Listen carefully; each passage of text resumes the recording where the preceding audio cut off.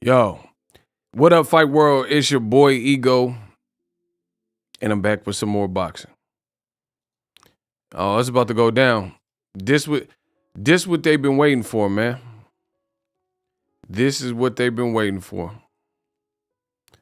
I'm about to go off. Y'all need to get the lights up.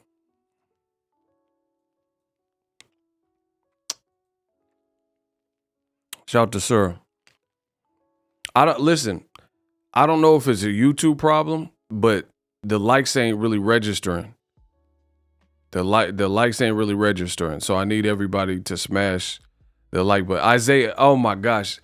I had to start early because this stream was actually scheduled to go a little bit later. I had to start early because I couldn't contain I literally couldn't contain myself because I wanted to cook. We're going to talk about this again. Terrence Crawford, Avanesian, thought we were getting Errol Spence and Crawford. I am going to bury y'all with facts. I told you on my channel. See, this is why I keep saying it. I'm the greatest that's ever lived when it comes to this boxing, recording in the digital space. The golden voice. The knowledge, the memory, the facts, the receipts. I give you everything. I'm supposed to be on everybody's list. There's a lot of, imposters, imitators, and people who, they think they cooking, but I give you real facts. Every time I get on here, I give you real facts. And when it comes to this Errol Spence situation, now, granted, I don't know everything about negotiations, like some of the behind the scenes details. I don't know that. I don't know everything. But I think there's enough here to put it together. And there's a common denominator here for one to deduce and look at it and start to extract some of the truth as to what one of the major issues is in dealing with Terrence Crawford and this fight falling apart. So by the end of the video, I treat this like a court case. Give me my fair shake. Give me a fair shake. Give me a fair trial. I will present my case so you guys fully understand what I'm talking about, why I'm saying this, etc. And the last thing I'll say, Cassandra said, I'm big money ego, facts. The last thing I'm going to say is this. I empower you all to just listen, to comprehend, to hear the facts that I spit and present in this video, which will be supported by receipts, because I'm the king of the receipts. And then, draw your own conclusions. But I'm going to present my case. Let's get it. Jason, what's up? Y'all got to get the likes up. I'm about to catch a body, though. I know that for a fact. Listen, this may look like Floyd Mayweather versus Arturo Gatti. I promise you. And I'm Money May. I'm Pretty Boy Floyd. I'm Steph Curry. I don't miss. I'm Drake. I don't miss. And I don't know why y'all wanted to do this to me. But here, this what y'all want. I like it. I like when my back is against the wall. Because here's the thing. I'm a straight up and down person. I'm a straight up and down person. You can like the opinions. I always support my opinions. You can like the channel. I don't really care. I get paid either way. But the Terrence Crawford Bud buddies, some of them, a few of them are like, oh, Ego, you lying. So we going to see who's lying in this video when I show you the proof. Because I'm not saying stuff off of emotional. So pay attention. When I start cooking and I start destroying and you see an extinction level event, watch for the people who can't stay to the subject, who deflect, who start name call. Oh, you're just a hater. Oh, you're a Bud hater. Oh, you're a D rider. All this other stuff. But I promise you, throughout this whole broadcast, what they won't do is prove me wrong. That's it. So let's do the Boxing Ego roll call. Let me know where you guys are from, and then the cookage shall begin. Get the likes up. Scan the QR code. I'm out to work. Let me know where you guys are from. City, state, zip, area code. Let's get it. All they do is project, deflect, lie, and get emotional. I promise, and they're going to be all those things when I get finished with them. Because that's the only thing you can do is say, oh, Ego, or this is the other one. This is the other one I'm getting. Oh, Ego, stop. When you start cooking with too many facts, they just say stop cooking. Like, oh, that makes a lot of sense. Let me just stop cooking in the middle of cooking. Do you go to your kitchen, say you're going to make some eggs and bacon, put it in the skillet, and then just walk away and then turn the stove off and don't finish the meal? So don't expect me not to finish the meal. I'm cooking, y'all. I promise you. Y'all call me a liar. I'm cooking, y'all. I'm coming. Death Row East, please believe in it. West Side. We got Kentucky, 40046. Dallas, Chicago, Garfield Park Boxing. We got Tennessee. We got Milwaukee, Oklahoma City, San Antonio. We got Haiti. We everywhere. I try to tell you, Seattle, San Bernardino. We got the 707 Monroe Street, man.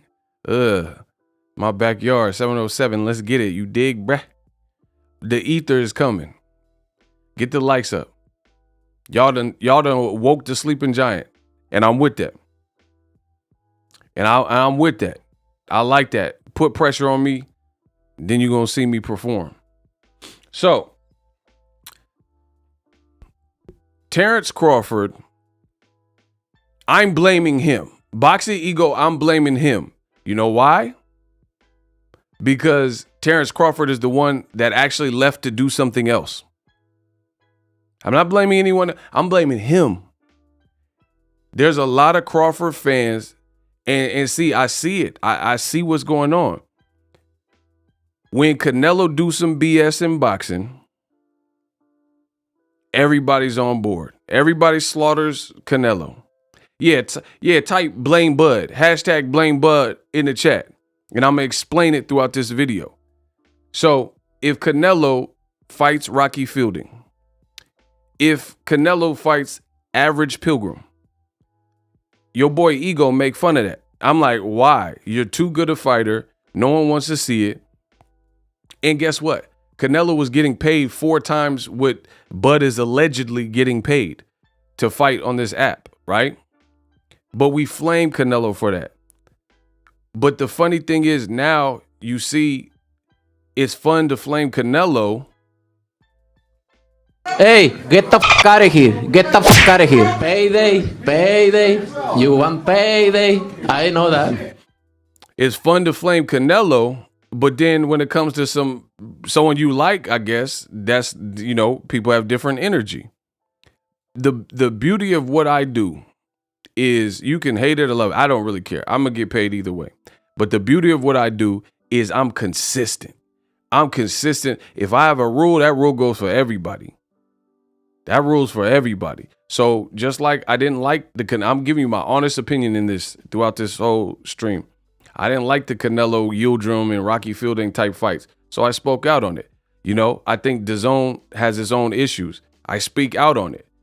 But now everybody's optimistic of, Black Prime or Black Planet or whatever. But we'll flame Canelo. We'll flame DAZN. I don't know enough about Black Prime or how they run a show to flame them. So, I'm not going to flame them because I've never experienced their product. I never had even heard of them until Bud, swerved. But you guys understand this. My energy is consistent. It don't matter if it's Bud. It don't matter if it's Canelo. When Keith Thurman, that's another one. Remember when Keith Thurman was playing silly games with Errol Spence and we all didn't like it? I fed it to Keith Thurman. Ain't no love lost. So all the people, oh, you're a Bud hater. You say that when I cook anybody. When I hit anybody upside the head with the facts. That's what y'all say. So I'm blaming Bud. You guys can do what you do, but I'm blaming Bud.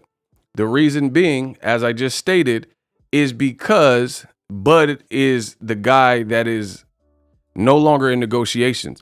And he has a whole separate deal, which is pretty much unbeknownst to Showtime. They were blindsided, just like the fans, when it comes to this. Often imitated, but never duplicated. Roll the clip. On the back, burn it out. Look, I won't be able to break any news. The reality is, everybody will. Hold on, let me take it back. And I like that matchup. Again, I think it's a really good opening. Let me take it back. All right. And then what was the other one? What was the first question? Oh, just about who was most likely to be Errol's next opponent, since this Bud fight seems to Steven Espinoza. On the back, burn it out. Look, I won't be able to break any news. The reality is, everybody was really single-mindedly focused on this fight, and it's sort of the same for Tank and Ryan. This is Steven Espinoza of Showtime. He just said everybody was single-mindedly focused on making the fight with Errol Spence and Terrence Crawford, just like we are with Ryan Garcia and Tank. There isn't a lot of thought. There isn't a lot of planning being done for a plan B, plan C. So, look, there isn't a lot of planning being done for a plan B, plan C. So, Steven Espinoza, he just gave up the game in a professional way and told you we didn't have any alternates for Errol Spence, which shows me if you have no plan B, plan C. Like, let's say when it comes to my YouTube channel, I didn't have a backup plan. I'm not like, oh, I'm going to go recycle cans if this don't work. My YouTube channel will work, and you see it's working. So I didn't have there was no backup contingency plan. I didn't have nothing. I was all in with my YouTube channel. Show us your pay-per-view receipt. What does that even mean?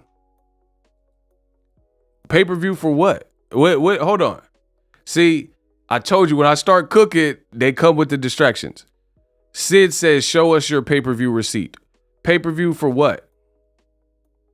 Hey, y'all got to stop blocking the people when I'm talking to them. What pay-per-view receipt am I supposed to be showing? I told you, they fear me. They fear me. They know I am about to start getting busy, so they start coming with all the radical stuff. Listen, I'm going to say this because I'm not in the mood to play no type of games. I need my shooters on deck with this. Don't block people when I'm talking to them. Don't then unblock them and be unblocking and block. I don't have time for it because it's disruptive to the chat. Either just don't block them when you guys see me talking to them. That I override every shooter or everyone loses their badge. That's how that works. And I'm not playing no type of games today. All the moderators need to stand down if I'm in the middle of talking to someone and just wait. Before you block someone, just wait a second. So anyway, they're already coming up with distractions.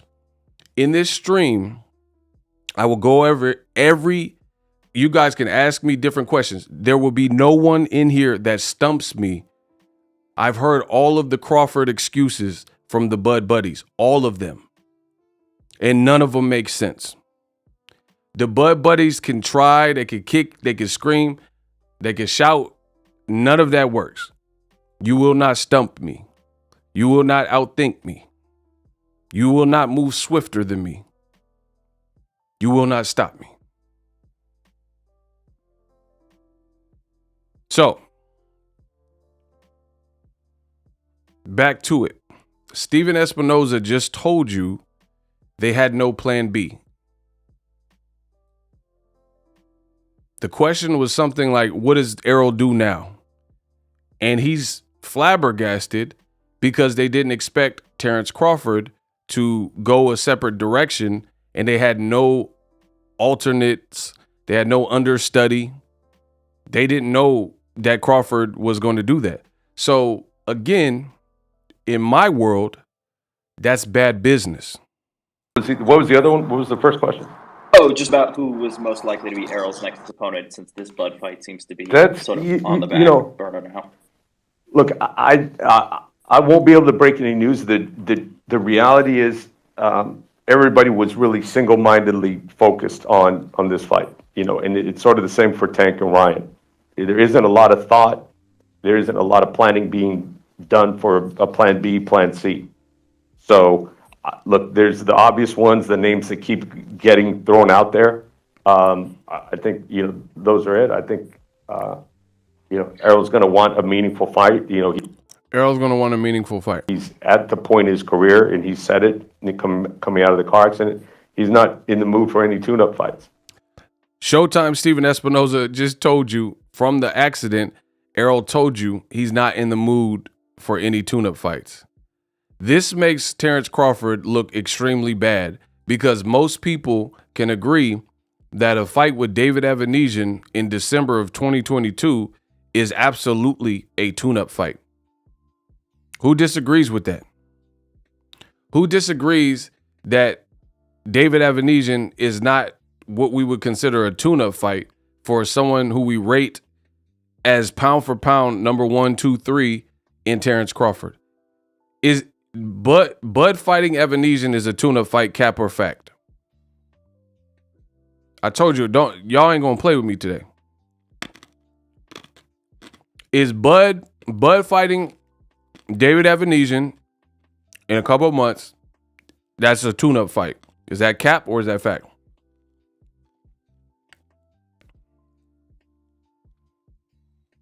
Oh my gosh. Listen, I'm about to end this stream because I'm not even in the mood. Y'all, listen, y'all gonna have to learn to comprehend what I'm saying. I'm asking if the fight is a tune-up fight. And some people, they're trying to vote, but you're voting wrong from what you really mean because you're not listening. Do not come to my channel if you are not prepared to listen. David Evanesian is a tune-up fight. Is that a factual statement or is that a capsual statement? Okay, Richard Hill says it's cap. So that's not a tune-up style fight for Terrence Crawford.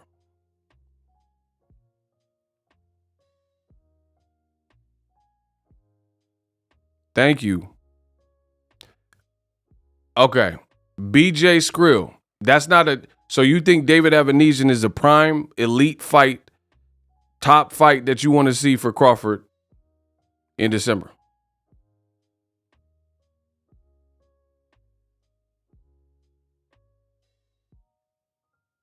Do you think Evanesian can beat, with 7 weeks or whatever to train, can beat Crawford?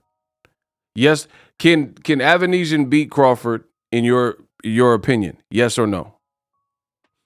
Because I told you, this why I swear it's sometimes hard to interact with the crowd because some people purposefully try to disrupt it. Others will say stuff and don't know what they're saying. You know what I'm saying? Y'all gotta keep up. Y'all gotta keep up. Okay, exactly. Everybody knows that this is not the fight we want, especially when we could have got Errol Spence versus Terrence Crawford. Moving on. I've heard every excuse humanly possible that a Bud Buddy and Terrence Crawford fan could make. Every single... Name the excuses that you've heard from the Bud Buddies. I got an answer for all of them because I've heard them all. Since Bud has swerved and made this swerve, since he's made this move that no one seems fond of, name an excuse that you are hearing for why Bud did it. listen, we could talk about whatever you want to do. I told you, ain't nobody going to stump me in this one. I promise you. What is it? Inactivity. He needed a tune-up. He was tired of waiting. What y'all want to do? I'm going to give it to y'all want to do. He got lowballed. PBC ain't have money for him. PBC offered him 35%, no guarantee. I've heard them all. I've heard them all. People bringing up Floyd. What does Floyd Mayweather have to do with, because he did that Fight Hype interview? What does that have to do with anything? Floyd fighting in Japan, they throwing flowers at his feet. What is he? Because he know Al Heyman and he's connected with him. Floyd I'm not even entertaining no Floyd. Floyd stated his opinion, and what else? What am I supposed to do with that?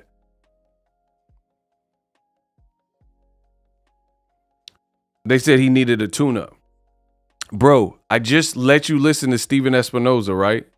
And he said, this man, Errol Spence, is such a savage. He don't want no tune-ups. Listen. Names that keep getting thrown out there.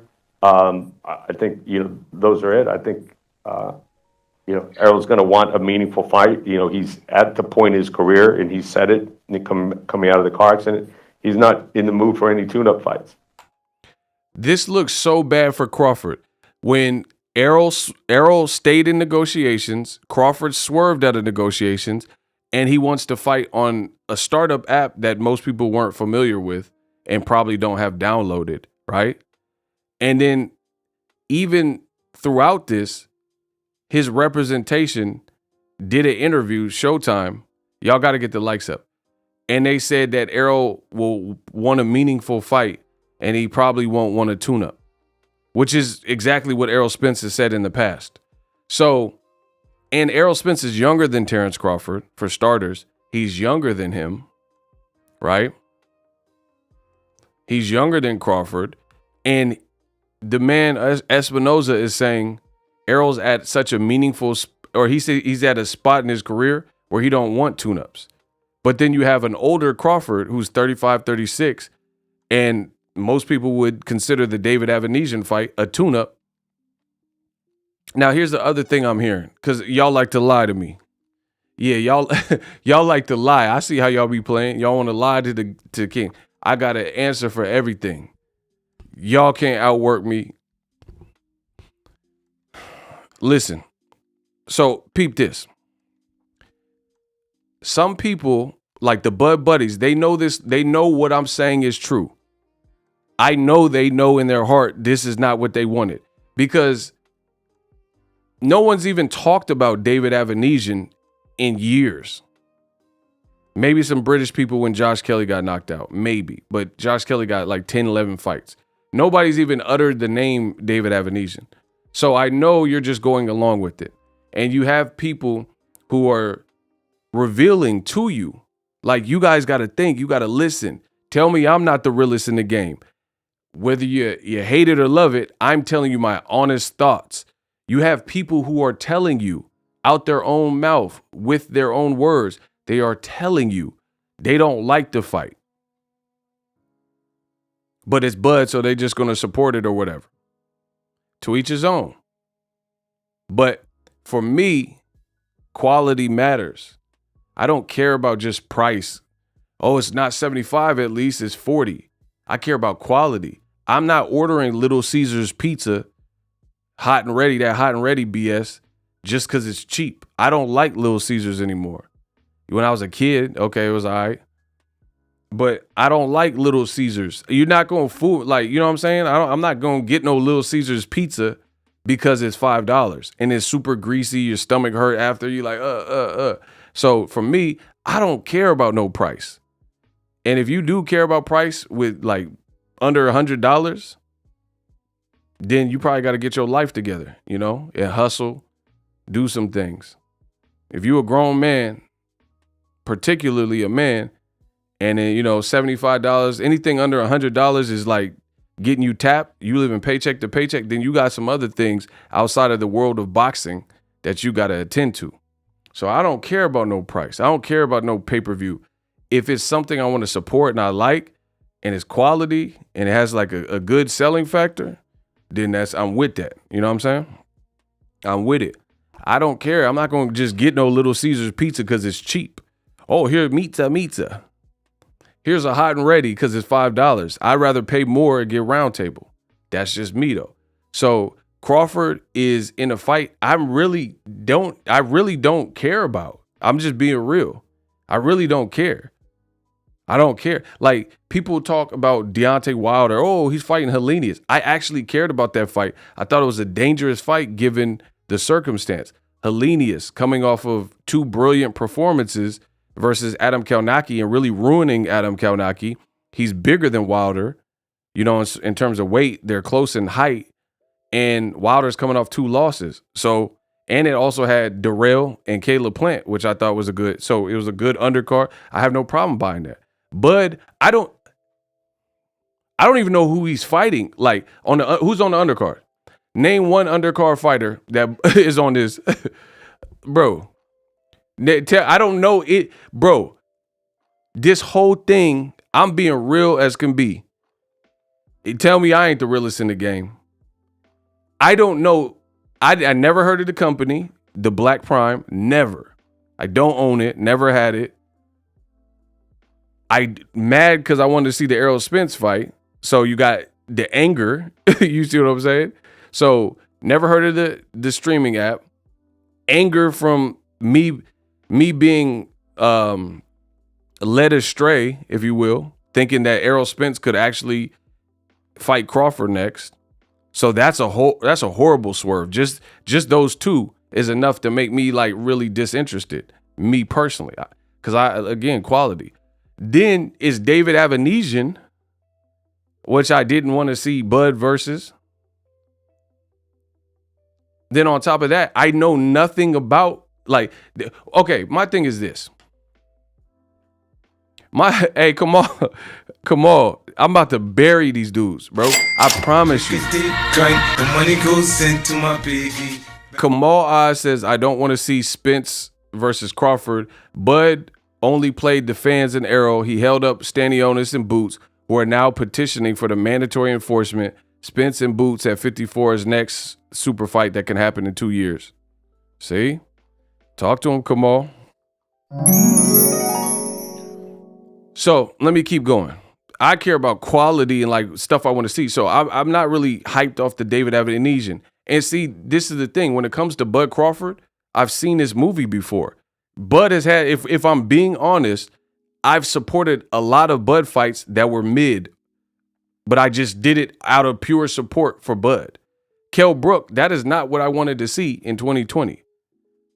Sean Porter, that was like mid, but for the sake of Crawford's resume, it was probably the best like, you know, fight. So I wasn't even mad at that. You know, I wasn't mad at the Porter.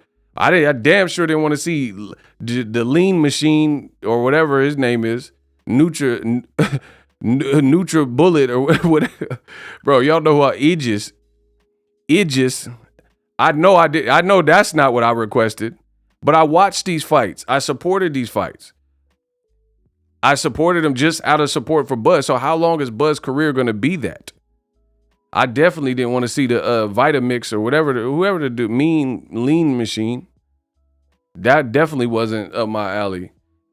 But I again, how many times are Bud Crawford fans gonna just have to go through the motions? Don't want to watch. I went to Ndongo just to support. Like, oh yeah, okay, American hero, yeah, go Bud.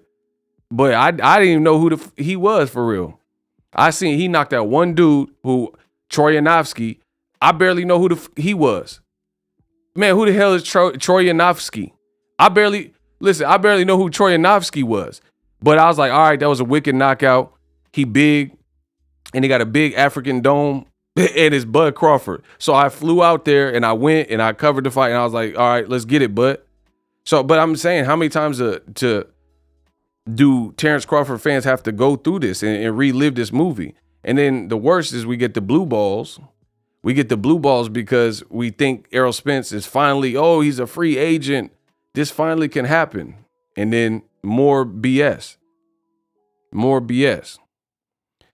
Okay, so here's another thing that makes me ego. I'm talking to you directly so you know what is real. I've heard every excuse y'all can make. So I'm stating my actual cause. I'm not really interested in the David Evans. That matchup doesn't set when I think of it. I'm like, oh yeah. Boxing fans act foolish. They act like just because it's boxing, you have to watch it.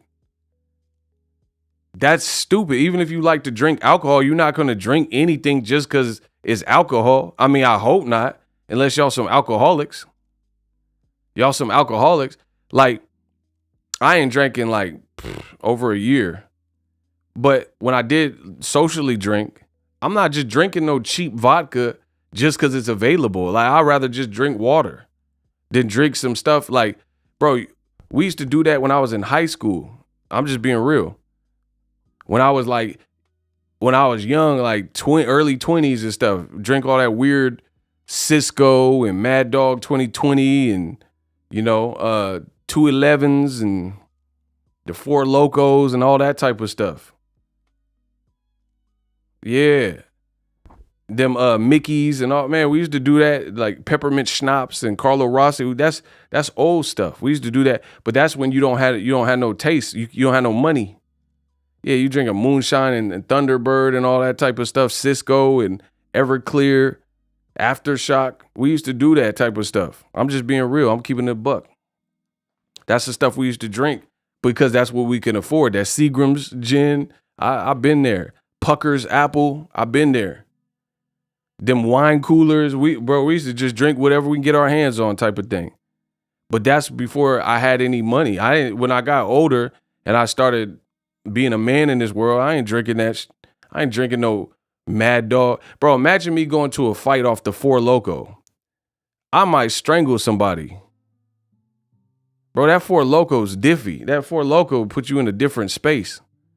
Nah, I don't, you know what I'm saying? You be off that Mad Dog and Four Loko. You might turn into Dahmer at the fight or something. Like, we don't know what you capable of.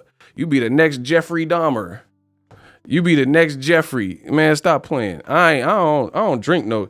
But Bud Crawford, all the alcohol, aka his opponents, is Mad Dog and Pucker's Apple. Man, Peach, Pucker's. I don't want none of that. I'm just being real. I really don't want that. If y'all like that and like waking up with hangovers and stuff, but enough is enough. Bud got them Mad Dog 2020 malt liquor fights. That Colt 45. Like, you ain't got no top shelf, no Patron, nothing. You don't got my boy Don Julio, he Moodio. Like, you don't got nothing, bro. Bud coming with straight Cisco, Everclear, Smirnoff, Mike's Hard Lemonade. Bro, Mike's Hard Lemonade. Bro, but that's Bud's next opponent. Mike's Hard Lemonade, bro. That's you finna fight Mike's Hard Lemonade at the Apollo Theater, boy. Get my lights up. He said Bud drink Amsterdam. Man, y'all tripping. I'm just being so sincere. So, Bud, just how it went down, all that stuff, like St. Ides. Bro, y'all tripping, bro. But he's serving, because you drink alcohol, he's serving Mad Dog 2020, and you just got to like it. I don't want Mad Dog. Yeah, eat Irk and Jerk. Bud got Irk and Jerk fights. Y'all remember that ENJ? Bro, Bud got Wild Turkey, Irk and Jerk. He got Brandy. I want to be down. Bro, who was off that Irk and Jerk? Who was off that Irk and Jerk? And I'm just supposed to love it because it's Bud. Y'all full of it. But then when Canelo did it, the people was criticizing it. When Keith Thurman was ducking Errol, people criticize it. When Bud do it, it's like, oh no, but it's Bud. I mean, he's gifted. He's a talented fighter. I've never not said that. But let me keep cooking. I'm about to destroy y'all. I said y'all got the right one. That y'all wanted the right one. Y'all got that. Y'all got the right one, baby. Let's keep going. Let's keep it going. So, another problem I have, because I've heard all the excuses, is they said the man hymns need a tune-up. That's what the Bud buddies told me.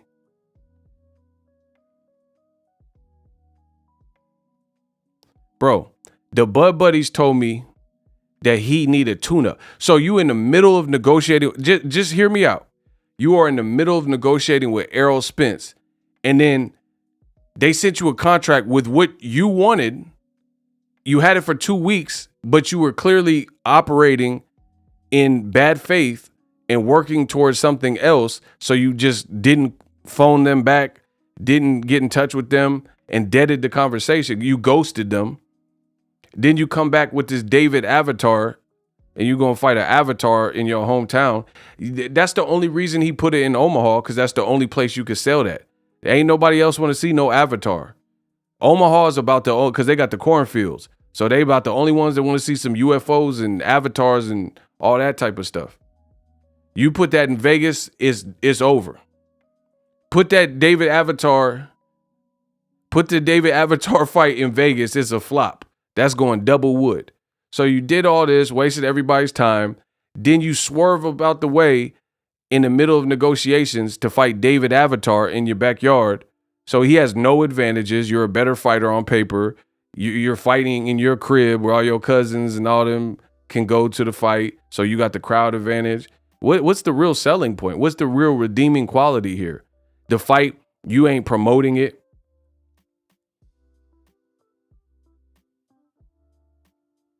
You ain't promoting the fight. Like I'm not understanding the vision, which we'll get to more. We'll get to that more. We'll get to that more though. So it's just I feel like it's a waste of time. And who does that like when you this deep in negotiations? Say, hey, PBC, I'll be back. I'm gonna fight David Avatar. Bro, Bud is literally bad business Bud, in my opinion. That I told you from the beginning, in my opinion, I think he makes questionable business moves. And now you see it.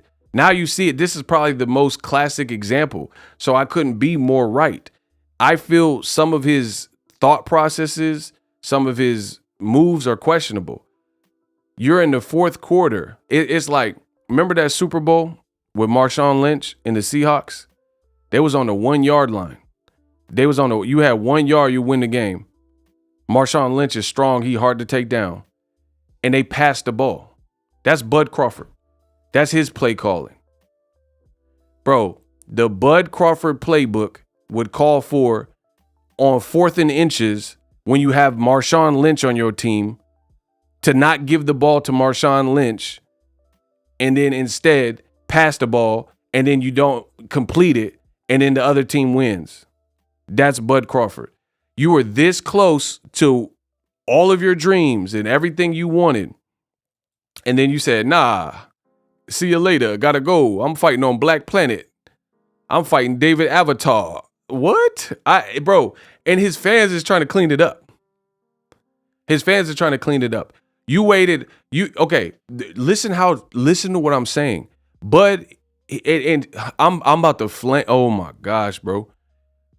Bud tells on himself, you just got to pay attention. He did the only interview that I've seen since this announcement with ESPN. If you read the quote, he said, they were dragging their butts and we've been in the negotiations since June. So you tell me this is a smart business move. PBC has everything you say you want, undisputed, legacy fight. We know you'll make money. And in the fourth quarter, on 4th and inches, you pass the ball instead of giving it to Marshawn Lynch, a.k.a. you say, I'm going to fight David Avatar. That, and his fans are trying to justify it, and they don't even like the fight. And they're telling me I'm wrong. Bro, you were in negotiations from June. That shows me how can I believe that Bud's intent was Errol and only Errol when PBC is saying we ain't had no plan B? We're as surprised as you guys are. You see what I'm saying? And then Bud said we've been in negotiation from June and you finally start getting to the finish line. And he's like, nah, I got to break this inactivity right now. I got to fight in December 10th. I can't wait 2 more months. Bro, what is 2 months? What is 60 days? Probably less than that because you'll be in camp training. You know what I'm saying? To fight on February 4th. Like, I mean, really. So questionable business decisions. And it looks very bad because I can't see how you would waste from June to October negotiating with someone only to go in a different direction when you're pretty close to it. They sent you back what you needed. And from the reports, it says they weren't major deal points. And then you say, hey, I'm fighting in Omaha, da-da-da-da. That's, and then the fans, some fans are like, no, this makes perfect sense. Get them, bud. Like, what? And you know what I'm saying is true. People, for whatever reason, they don't want to admit what I'm saying is true. So I can't understand it. You know, that would be like, you go through all the grades getting good, or all the school grades getting good grades, right? So you go from preschool, K through 11, and then you become a senior in high school. So you went to preschool, kindergarten, first, second, third grade, got good grades the whole time. Who gets to senior year and then you want to kick it with your buddies and then you're not going to graduate because you're not showing up to class? I mean, how idiotic is that? Just listen to what I'm saying. You got good grades from preschool to kindergarten, first, second, third, all through middle school. Your freshman, sophomore, and junior year, you maintained your grades. You get to senior year, and now you're acting up when you're months away from graduating. That is by far one of the most bizarre and stupid things that I've ever heard of in boxing negotiations. You got good grades all the way from kindergarten, preschool, all the way till you were a junior. And then you got a couple months left to graduate. And then you're not going to class as a senior. Like, if you were going to drop out, you should have dropped out a long time ago. Do you understand what I'm saying? Kamal says, why couldn't Black Prime get a black boxer like Ray Robinson who beat Crawford in the amateur for Bud? Avanesian is on no one's radar. Irony. I mean, I don't know. I can't speak on the opponent selection or whatever. Listen, if y'all solicit in my chat, you will be warned and then removed. So just don't do it. Why wait till you are a senior in high school to start messing up and cutting class to the point where you're not going to graduate? You've made it this far. If you were going to drop out of high school, why didn't you just drop out when you were a freshman? Why didn't you drop out in middle school? Drop out the previous year. Why wait till you're a senior? Bud waited till he was a senior to drop out of high school. Hey, man, class is too hard. I know I only got 2 more months of this, and then you could be an adult and you don't have to ever go back to school if you don't want to, because you about to be 18. You can, get a union job. You can do whatever you want. Why? You've been in school your whole life. Why drop out then? It don't make sense.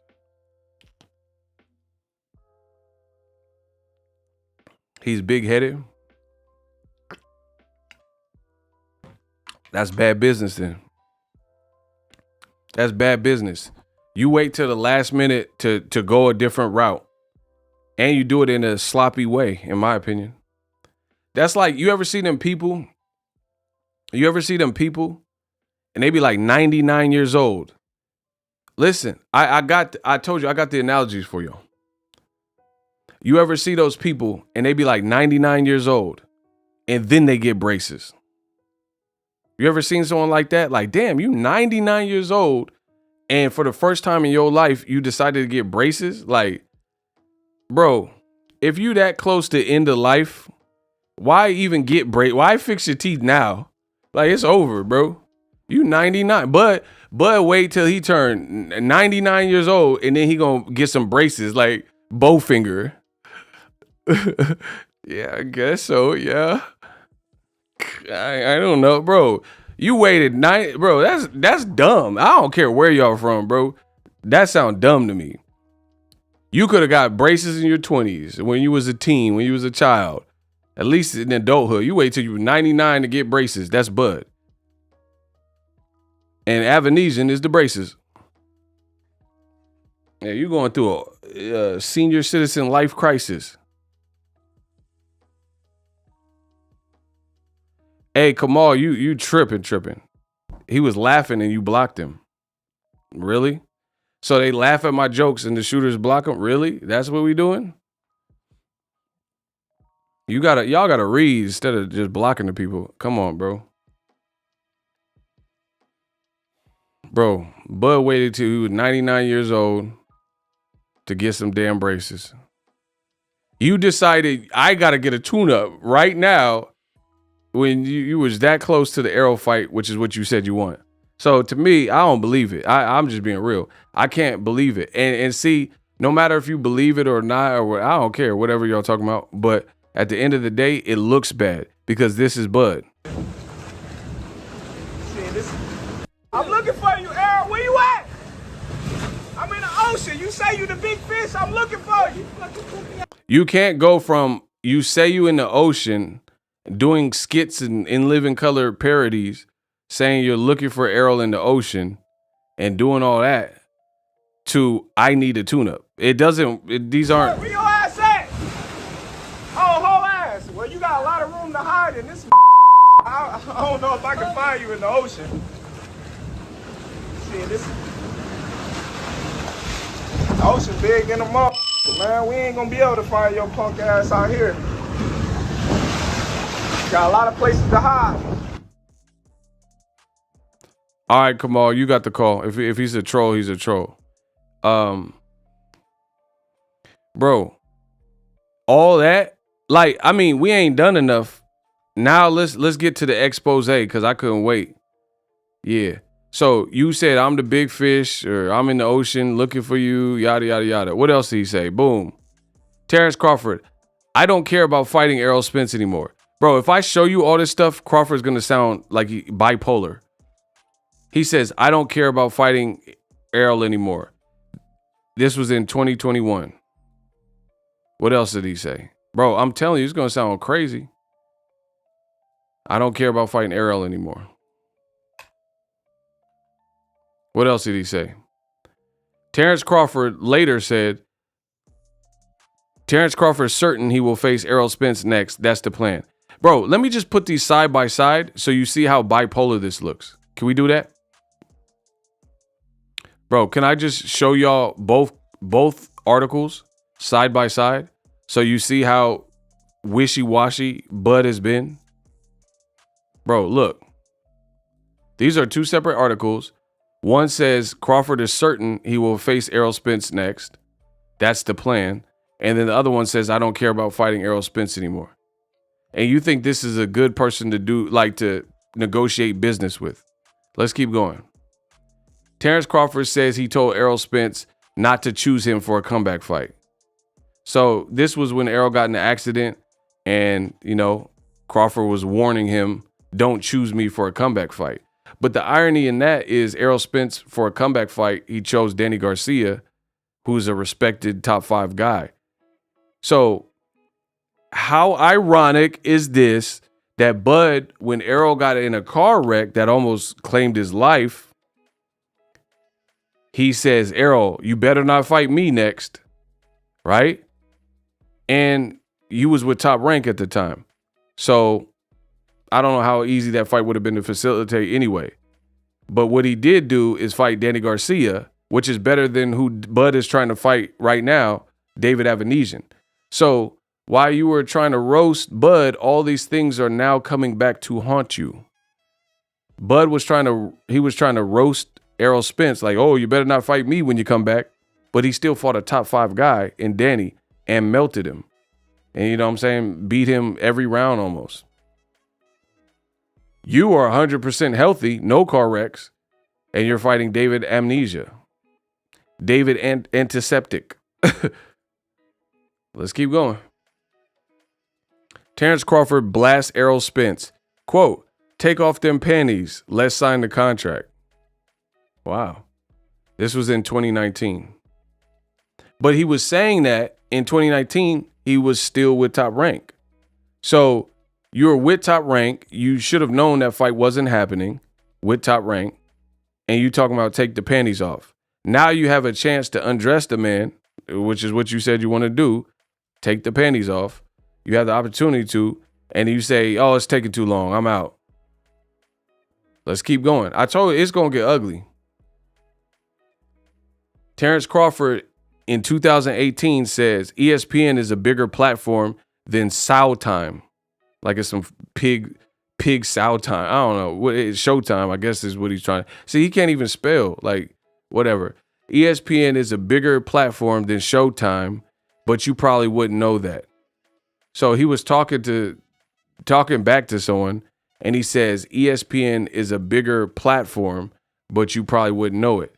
So he's saying ESPN is bigger than Showtime, but now he's fighting on Black Prime, which is definitely not bigger than Showtime. I mean, y'all want me to keep going? Do y'all want me to keep going? Bud makes this entirely too easy for me. I'm an investigative journalist, and he makes my job so easy because there's so much I could pull from. Bro, he says ESPN is a bigger app than Showtime, but then he wants to fight on Black Prime, which I literally had never. I have Showtime. I have ESPN. Never heard of Black Prime until Crawford. So it's like all this stuff is coming back to haunt him, bro. ESPN is a bigger platform than Showtime, but you probably wouldn't know that. But you're gonna go to Black Prime. They've never done a fight of this magnitude. All right, y'all want me to keep going? After he fought Sean Porter, he says, Crawford, so many people told me they don't know how to get the ESPN app, so they didn't buy my Porter fight. I mean, this is too. Give me some better work, bro. Give me some better work. Because if we were debating lectures, and I got, bro, the skills Bud got in the ring when it comes to debating lectures, I clearly got that. I'm money made with these skills, bro. So the man just said, when I fought Porter, so many people told me they didn't know how to get the ESPN app. So y'all are like seriously, I think there's a sprinkle of retardation. I'm not even being funny. The Bud buddies that think they going with me, there might be a sprinkle of retardation somewhere. Like, I don't know if your parents slept together and they brother and sister. I don't know what's happening. But if you think you in with me, then you got another thing coming. Because analyze that. This is too easy, bro. I'm telling you, if y'all can y'all get the likes up? Because it's infuriating me that I have to even talk about this and make it look so good and effortlessly. Y'all got to get the likes up because this is just a massacre. And it's all fact. It's all fact. So y'all know how to get Black Prime app? I mean, I don't know. You have to ask Bud that. I didn't know about them. So all of Bud, I told you, he's making it too easy. Let's keep going though. Bud fought with ESPN and Top Rank, who's been in the business since the 60s. The fight cost $70. I'm showing you. Bud fighting Porter generated 135,000 buys with that big network that bro, oh my gosh, bro. I'm literally catching a body live on YouTube right now. Bro, he said ESPN is a bigger platform than Showtime, but you probably don't know that. But his fight did 135,000 on ESPN. So you just raved about how big ESPN is, and your fight generated 135K on that network that you just told the world is bigger than Showtime. But Tank Davis on Showtime does better numbers than, oh my God, bro. I'm going to end this stream because I'm going to punch my screen because this is too goddamn easy for me. Let me say it again. He just told you in a previous tweet, ESPN is bigger than Showtime, but you probably wouldn't know that. Your highest pay-per-view sales on ESPN, which you just said is bigger than Showtime, is 135. Errol does more than that on Showtime or Fox, and Gervonta Davis and Wilder, and all of them do better than that on Showtime. But so you said ESPN's bigger, but all the Showtime black fighters generate better pay-per-view sales than you. So they have a smaller platform, your own admission, but they're doing better numbers than you. You want a guaranteed purse from PBC, but on a smaller platform, Showtime, which you said, they're doing better numbers on a smaller app. Let's keep going. He just said, Crawford, so many people told me they don't know how to get the ESPN app. So they didn't buy my fight with Porter. That's your last pay-per-view outing. So they didn't know how to get your fight on ESPN Plus app, which is owned by Disney, but you believe that they're going to be able to find and get your fight on Black Prime, which is a smaller app than Showtime and a smaller app than ESPN Plus. Bro, get this boy out of here. I am giving you all the work, bro. So many people told me they couldn't find the Porter fight on the ESPN app. So instead of working with Showtime and trying to get the Errol Spence fight everyone's clamoring for, you say, hey, I'm going to go to Black Prime, which is a startup app that's smaller than both of them.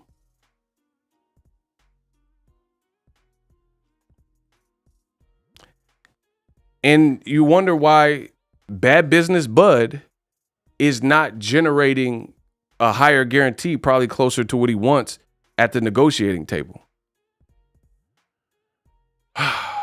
Kamal says a lot of people like Keyshawn owe Errol an apology. Keyshawn Davis, facts.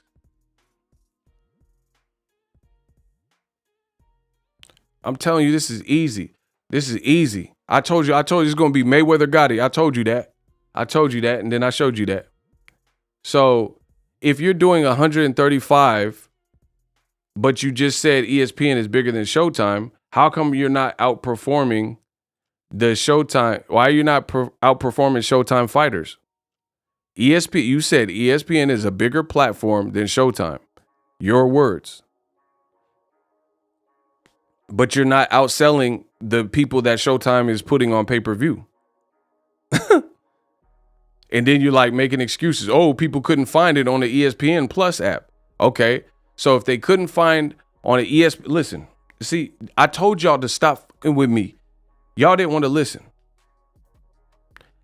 I warned y'all this is not what y'all want, because if you want to try to insult my intelligence, then we got a real game, because it's going to be me or you.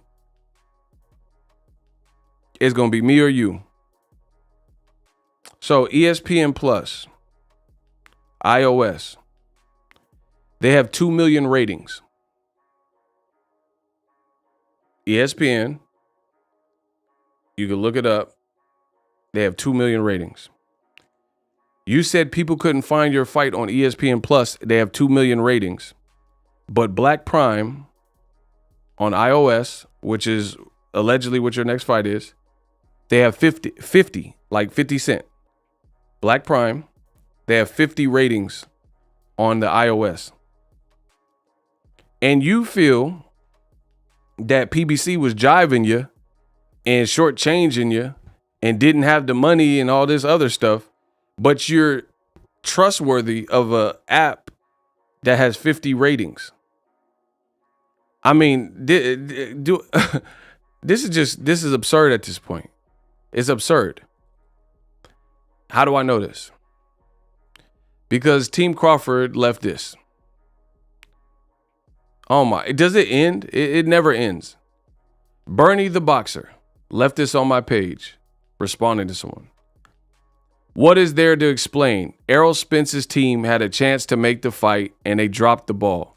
Bud Crawford been calling out your favorite fighter since before he moved to 147.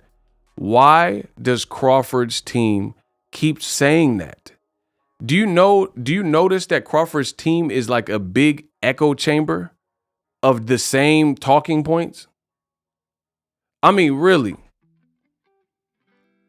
Why do one person will, if you look at Crawford's whole staff, team, trainer, one person will say something, regardless of if it's true or not, and it'll reverberate, and it's this big echo chamber, and they all start saying it. Like his sister will say it, Bernie will say it, Bomac will say it, and Crawford will say it.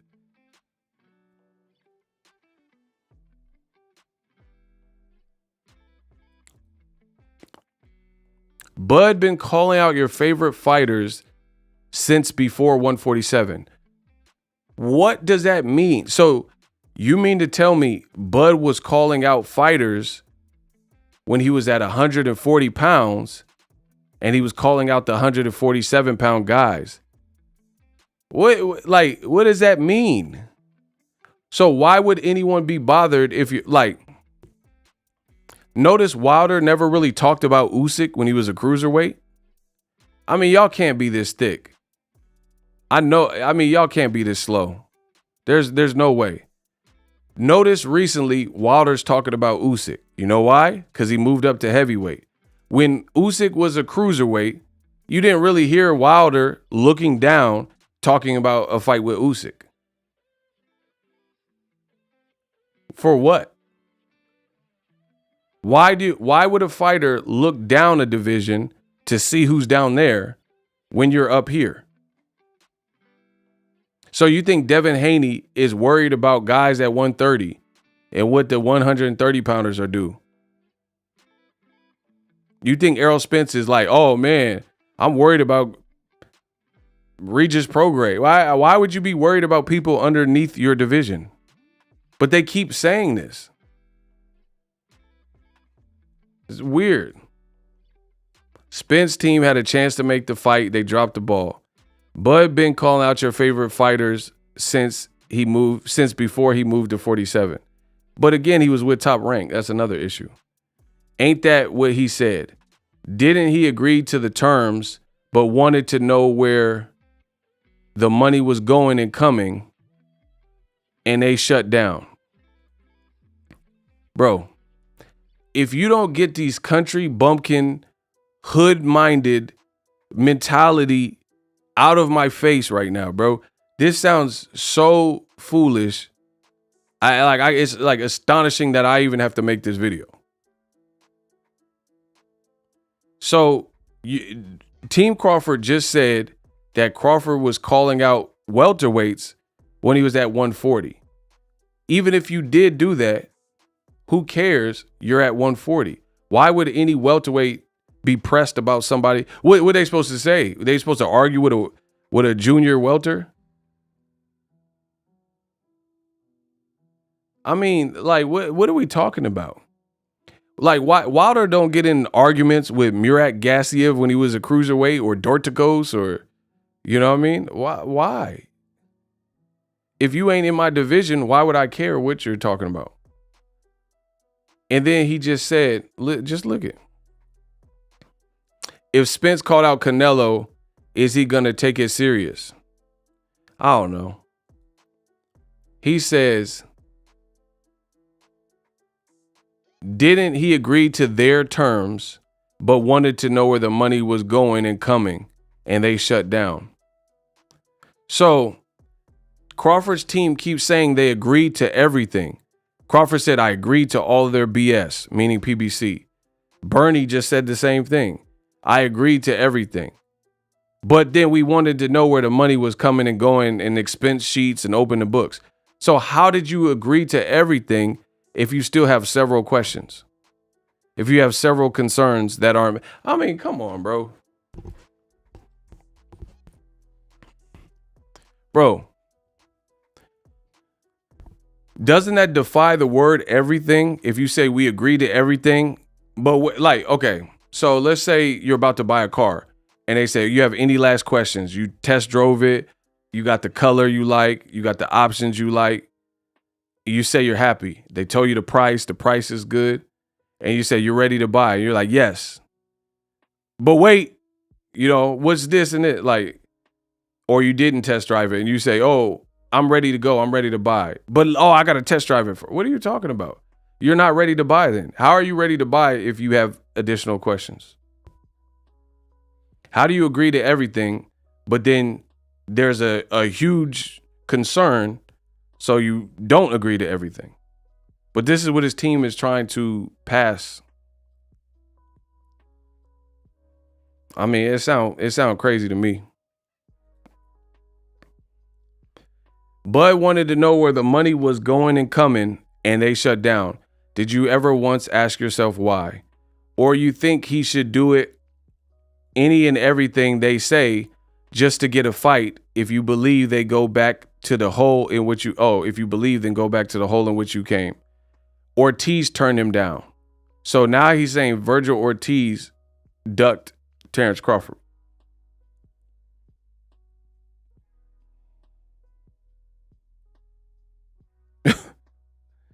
Oh my God. Now he's saying Virgil Ortiz ducked Terrence Crawford. Bro, if you can't see what the problem is, then, I mean, prayers to you. So, you were in negotiations with Errol Spence and PBC for June. Right? From June to October. And you were focused on really fighting Errol. Where did David Avanesian come from? How did Virgil Ortiz duck him? Bro, this is all over the place, and I'm showing you this story is not adding up. Virgil Ortiz, a Golden Boy fighter. What does he even have to do with it?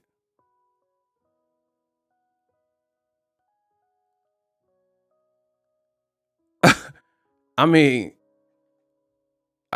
yeah, I'm flabbergasted, bro. He basically just said Virgil ducked. He said Ortiz turned him down. I mean, what other Ortiz is he talking about? Like, okay, let's say, I'm not putting that on Virgil Ortiz Jr., by the way, but let me just be stupid and just say Virgil Ortiz turned him down. Where did he even come from? And like, he turned you down from what? Like, okay, bro. Okay. Virgil, Terrence Crawford has no network. He has no network that he's tied to. No longer with Aram, not on DAZN, didn't do a deal with PBC. So where were you going to fight Virgil Ortiz Jr.? Because that's not a PBC guy.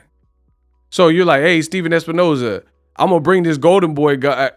Like, I'm going to bring a Golden Boy fighter to Showtime? Or are you saying that Virgil Ortiz was offered a fight to fight on Black Prime? So you want a Mexican-American fighter to fight on Black Prime? Bro, this is too easy, bro.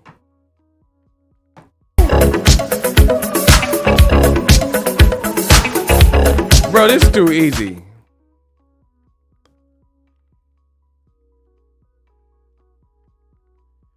Okay. I'm just trying to piece this together. Okay, I'm trying to piece it together. It makes no sense that a Golden Boy fighter would be selected by Crawford, who has no network to bring them to Showtime. That doesn't make sense. It doesn't make sense to suggest that Terrence Crawford, who has never worked with PBC and executed a fight, would say, hey, I got this Golden Boy fighter. Golden Boy has Jaime Munguia, and they couldn't get Jaime Munguia and Charlo done because of DAZN and Showtime differences. You also have Ryan Garcia and Tank Davis, and they're trying to iron out DAZN Showtime differences. So it makes no sense that Terrence Crawford would fight Virgil Ortiz, a Golden Boy fighter, on PBC. So one would have to assume, since he doesn't have an actual network, that I guess if he's accusing Virgil Ortiz of ducking, so you try to get Virgil Ortiz, a Golden Boy fighter who fights on another streaming app that's bigger than Black Planet. Bro, do you see how stupid this sounds? Okay, so Virgil Ortiz, you want a Mexican fighter from Texas, a Mexican fighter who's ranked you're mandatory, I think, to fight you on 6 weeks, bro. Y'all sound stupid as like, bro. Just, if you believe this, then you probably just unsubscribe to my channel. I don't even care at this point. So if you're okay, the story goes that, bro, I told you do not F with me, and y'all wanted to do it. I told you I could have been a detective. I could have went a whole different route and been a detective the way my brain works. So let's put this story together. He just said Virgil Ortiz ducked. It makes no sense that Crawford, who has no network deal, would be bringing Virgil Ortiz to PBC. Because why would Crawford, who's never fought on PBC, and Virgil Ortiz, who's never fought on PBC, why would they be fighting on PBC? So scratch that. So I would have to imagine that if you're saying Virgil Ortiz ducked, then you're saying that Virgil Ortiz, you're mandatory. So you want me to believe your mandatory ducked you. So guys fight their hearts out and go through all the ranking steps, just like Errol did to get to Kell Brook, right? And you want me to believe this 25-year-old kid who Mean Machine said Virgil Ortiz hits harder than Crawford and is better, and he fought both of them. You want me to believe that Virgil Ortiz is ducking and was offered to fight. Beyond that, let's say he was offered to fight.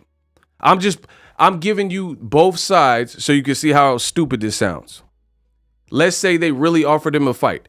So you're telling me you want a Mexican fighter from Texas to fight on Black Prime streaming app when he's already in concert with Golden Boy and the Zone app, which is a bigger app with more professional graphics and undercards and stuff, you know, and Golden Boy's been in the business longer. That makes no sense.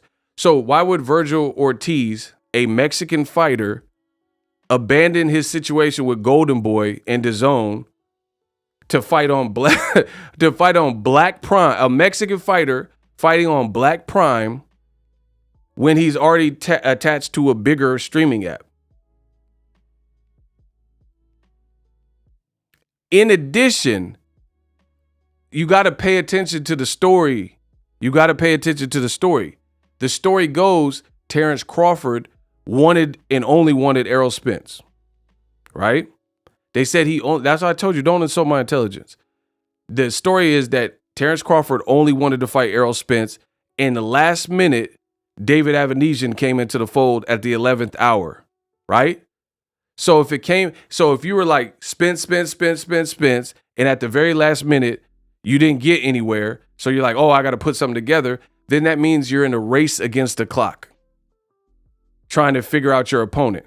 So putting this all together, if you're accusing Virgil Ortiz of ducking, you want a Mexican fighter to fight you in Omaha with 6-7 weeks notice on a Black Prime app.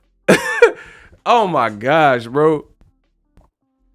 And you think this is, even if that's true, let's say they reached out to Virgil Ortiz. You think that's good business that Virgil Ortiz would leave the Zone app, which is bigger with better graphics. He would leave that. So he's your mandatory. You're going to have to probably fight him anyway at some point. Why? You said he turned it down. Why? Who wouldn't turn that down? Why would he? If he's your mandatory, he's going to get an opportunity if he keep winning. You know what I mean? He's gonna give you an opportunity. He's gonna get an opportunity. So why would he fight in Omaha with a six week notice in Crawford's backyard on a Black app or whatever, Black Prime app, Black Panther app, the BLM TV or whatever this is called? What? I can't. It's just it's too fishy. It's too unbelievable. And then even if it was, let's say it was 1,000% true, and Virgil Ortiz turned it down. I mean, do you blame him? Hey, we got 6 weeks to fight date. We want you to fight someone that you're already in line to fight through the WBO. You're already ranked #1, and we want you to fight on the Black Prime app in Crawford's backyard. I mean, why? Like, that's not a duck. Why? I mean, who would do that? Who would do that? Oh, by the way, Black Prime has never put on a fight of this magnitude. Crawford versus Virgil Ortiz, that's a nice fight. They've never put on a fight like that. So that's just that. Again, the whole business scheme sounds fishy to me. I'm just telling you, the way you like. My mama always told me, if you don't, what she say? My mama always told me, like, if something seems too good to be true, it usually is. It usually is. Right? Why would Virgil Ortiz take that offer when he's already in the WBO rankings to fight on an unestablished company that has never put on a fight? Golden Boy's been around longer than in boxing, longer than Black Prime. So the more y'all talk, the more y'all die, because this stuff it's like Pac says, since you lie, you die. Goodbye. It doesn't make sense. Bud's team just said Virgil turned down the fight. I don't believe that. But even if it was true, why would he not turn it down? Why? Okay, a Mexican fighter finna fight on Black Prime app that's never put on a fight. Well, he's better off staying with Golden Boy and keep winning, and then you'll get a shot through the WBO rank. I mean, come on, bro. Black Prime has 5,000 downloads, less than 10K. The math ain't mathin'. Bro, y'all sound crazy. And it's sad that I'm the only one that's admitting this. Let's keep going. Ortiz turned him down. Keith Thurman is with Al. So is Charlie. What does Keith Thurman have to do with you? You see what I'm saying? Bro. Bud didn't want the fight. It's that simple. I don't care what none of y'all talking about. That's my story and I'm sticking to it. Bud needed a tune-up or went a different way for whatever reason, but it's Bud. Because, okay, why is his team talking about Keith Thurman? Keith Thurman is with Al. Okay, what's Keith Thurman got to do? We wanted to see you fight Arrow. We wasn't talking about Crawford and Keith Thurman or Crawford and Virgil Ortiz. Why are you name dropping? It's like the game. When the game be rapping, he be name dropping Dr. Dre and Eminem and all this stuff. Why are you mentioning all these fighters? The one fight we wanted was Crawford versus Errol Spence. It had nothing to do with Thurman, nothing to do with Virgil Ortiz. He says Thurman is with Al, Charlo, and Boots keeps calling out Spence. What does that have to do with anything? Boots is calling out Crawford too. Time waits for no one. One monkey don't stop no show. Why don't you put some accountability on Spence after it was all him and he's been stalling? Saying things like, why not take the easy route? It's been him that's been wanting Bud to be his finale, but he said finally. They could have been fought, but it was always been a reason why to hold the fight. He would top rank, he don't sell, and any other outrageous claim. But you know all this, yet you insist on trolling me. Face the facts, stop being a goofy. See, name calling, all this stuff. Bro, I'm about to blaze y'all. Cause, oh my gosh, bro. I'm about to blaze y'all. Let's go. I'm looking for you, Errol. Where you at? Let's go. Bro, all this stuff sounds stupid to me. It's just straight like that. There ain't no nice way to put it. It all sounds suspect. You talking about Keith Thurman, Charlo, Boots, Virgil Ortiz. What do any of them have to do with it? We were talking about Errol and Crawford, and all these other random names came up. Hold on, yo.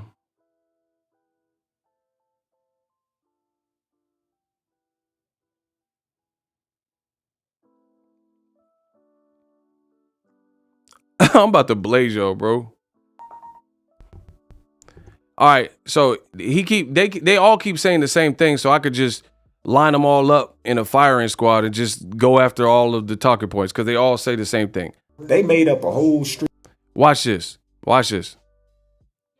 He said Crawford says that PBC, everyone's out to get Bud in their mind. He says PBC made up a whole street to prevent Errol Spence and Crawford. This is an old interview, but listen.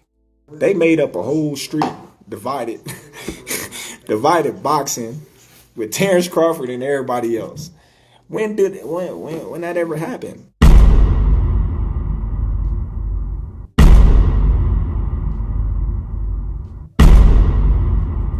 So I made this edit. He says they made a whole, listen, he said they made a whole side of the street to protect Errol. When has the Cold War ever happened? Okay, so 2013, it says that there was a Cold War. Mayweather Pacquiao, there was a Cold War. Mike Tyson, Lennox Lewis, there's a Cold War. Broner versus Rios, these are all fights that didn't happen because of the Cold War.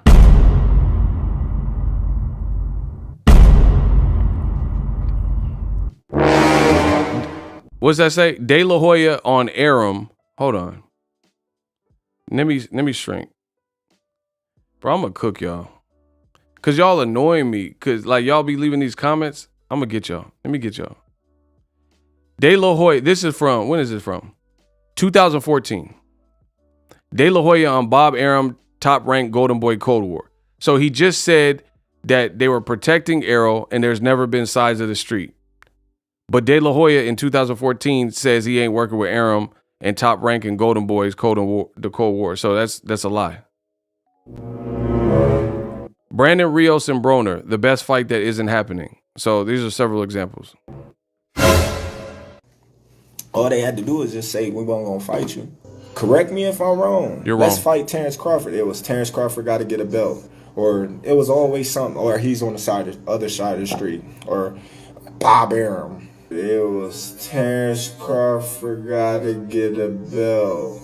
Everybody was saying, get a belt. Get a belt.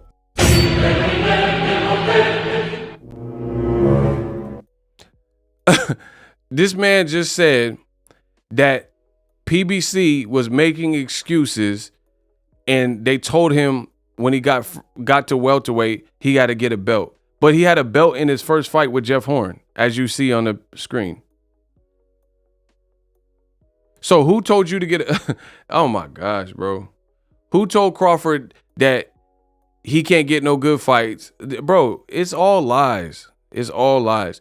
Who told Crawford that he couldn't get no work until he got a belt, considering the fact he got a belt in his very first fight? When he first moved up with Jeff Horn, who had the WBO belt, the same belt Crawford's been babysitting.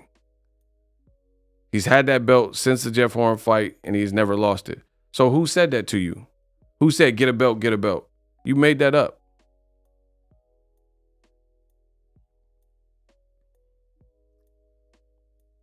I mean, I could pull up a whole lot. It's just, I'm like, honestly, it's boring. Like the way I'm cooking is crazy. Bradley said, oh, you know, Top Rank don't work with PBC. I already know. I'm well versed. I know. I'm just bored of pulling up all the clips just to fry y'all. Like it's really boring because I know what I'm saying is true, and I know y'all ain't gonna do nothing about it. I know you can't prove me wrong. So it's just I get bored. Get the likes up. They made up a whole street, divided.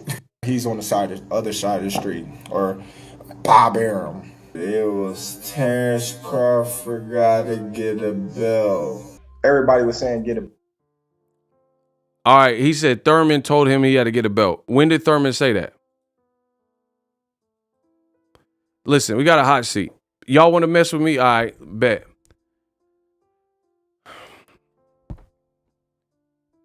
Wesley Lewis is in the hot seat. He said Keith Thurman told him to get a belt. When did he say that? Where did he say that? Give me the link. When did Keith Thurman say that? Where did he say that? When did he say that?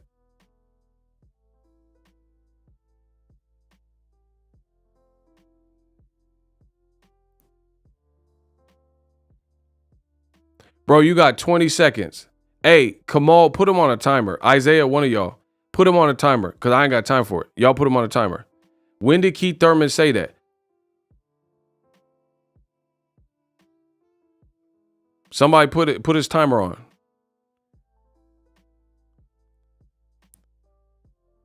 Hold on. When he moved, he the only what? When he moved, he the only that said it. Bro, you got one time to address me like an adult or you out of here. When he moved, he the only one that said it. Bro, when did Keith Thurman say it? You're not answering me. When did he say that? When did Keith Thurman say that? When did Keith Thurman say that? Because Crawford was undisputed at 140. He had all the belts. So Crawford had all the belts at 140 and Keith Thurman said, hey, get a belt. You're a 140-pound fighter, but get a belt. But he had all the belts. That doesn't really make sense to me. And then when he first moved up, his very first fight in June was Jeff Horn, and he got a belt. So at what point could Keith Thurman have said, get a belt? I mean, y'all, some of y'all are beyond idiotic. This is just hilarious at this point. Considering he was undisputed at 40 and his first fight was with the WBO belt, please tell me when Keith Thurman told Terrence Crawford to get a belt. There was no window for him to say that. Block him. He said when he called Thurman out on the way up. So that means he called out Thurman from 140 pounds. Oh my gosh, bro. I mean, the level of like stupidity is amazing right now. So he says Keith Thurman said get a belt when he was at 140. So that means he wasn't a welterweight then. So what does that mean? So he wasn't a welterweight. Then Keith Thurman, if he even said that, he would have the right to say that, considering. But he didn't say that after the Jeff Horn fight because that wouldn't even make sense. Get a belt, but he has a belt. So I don't even know if he said that. I never heard him say that. I heard him say that to Errol. He said it to Errol. I never heard him say it to Crawford. I told you no one in this chat will outthink me. It's just a waste of my time. He said, get a belt, get a belt. The only time he could have said that is if, you know, because I'm not going to say I've watched every single interview of every single person, but it doesn't make sense for him to have said that really at many points. He would only have said it if Crawford was calling his name and he was at 140 and he didn't do any labor or any work at 147 pounds. Get a belt. Get a belt. First fight was a belt fight with Horn.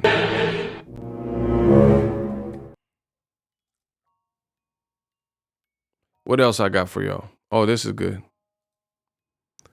So you think Crawford's easy to deal with, which I said I didn't. If Spence and them came to you with a 50-50 and said, come on, let's just make that fight, obviously you'll still fight, correct? If PBC came to you with the 50-50, this is before the negotiations. He said if PBC came, just listen. With a 50-50 and said, if Spence and them came to you with a 50-50 and said, come on, let's just make that fight, obviously you'll still fight, correct? If PBC and Errol Spence came to you with the 50-50 offer, obviously you would still fight Errol Spence, right? Is that correct? This is what Crawford says. I don't know, to be honest. What? Why is that, bud? I don't know.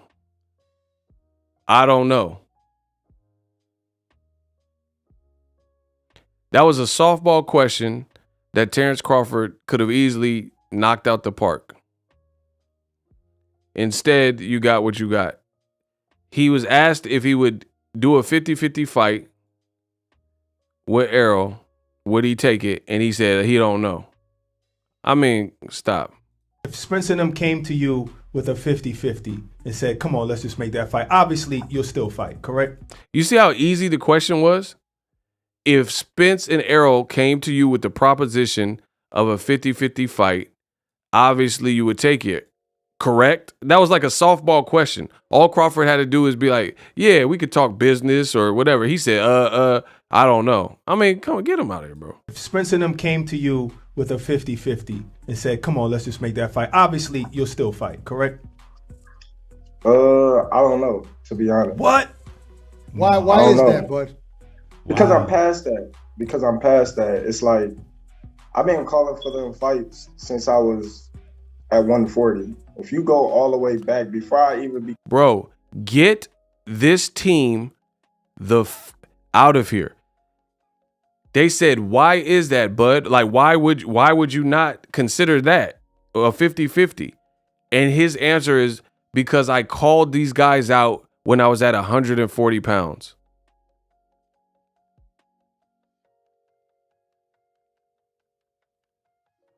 If you were trying to work on your future, why are you so worried about the past? Why does this team keep bringing up him calling out people with top rank and him calling out people at 140? Man, get him out of here, bro.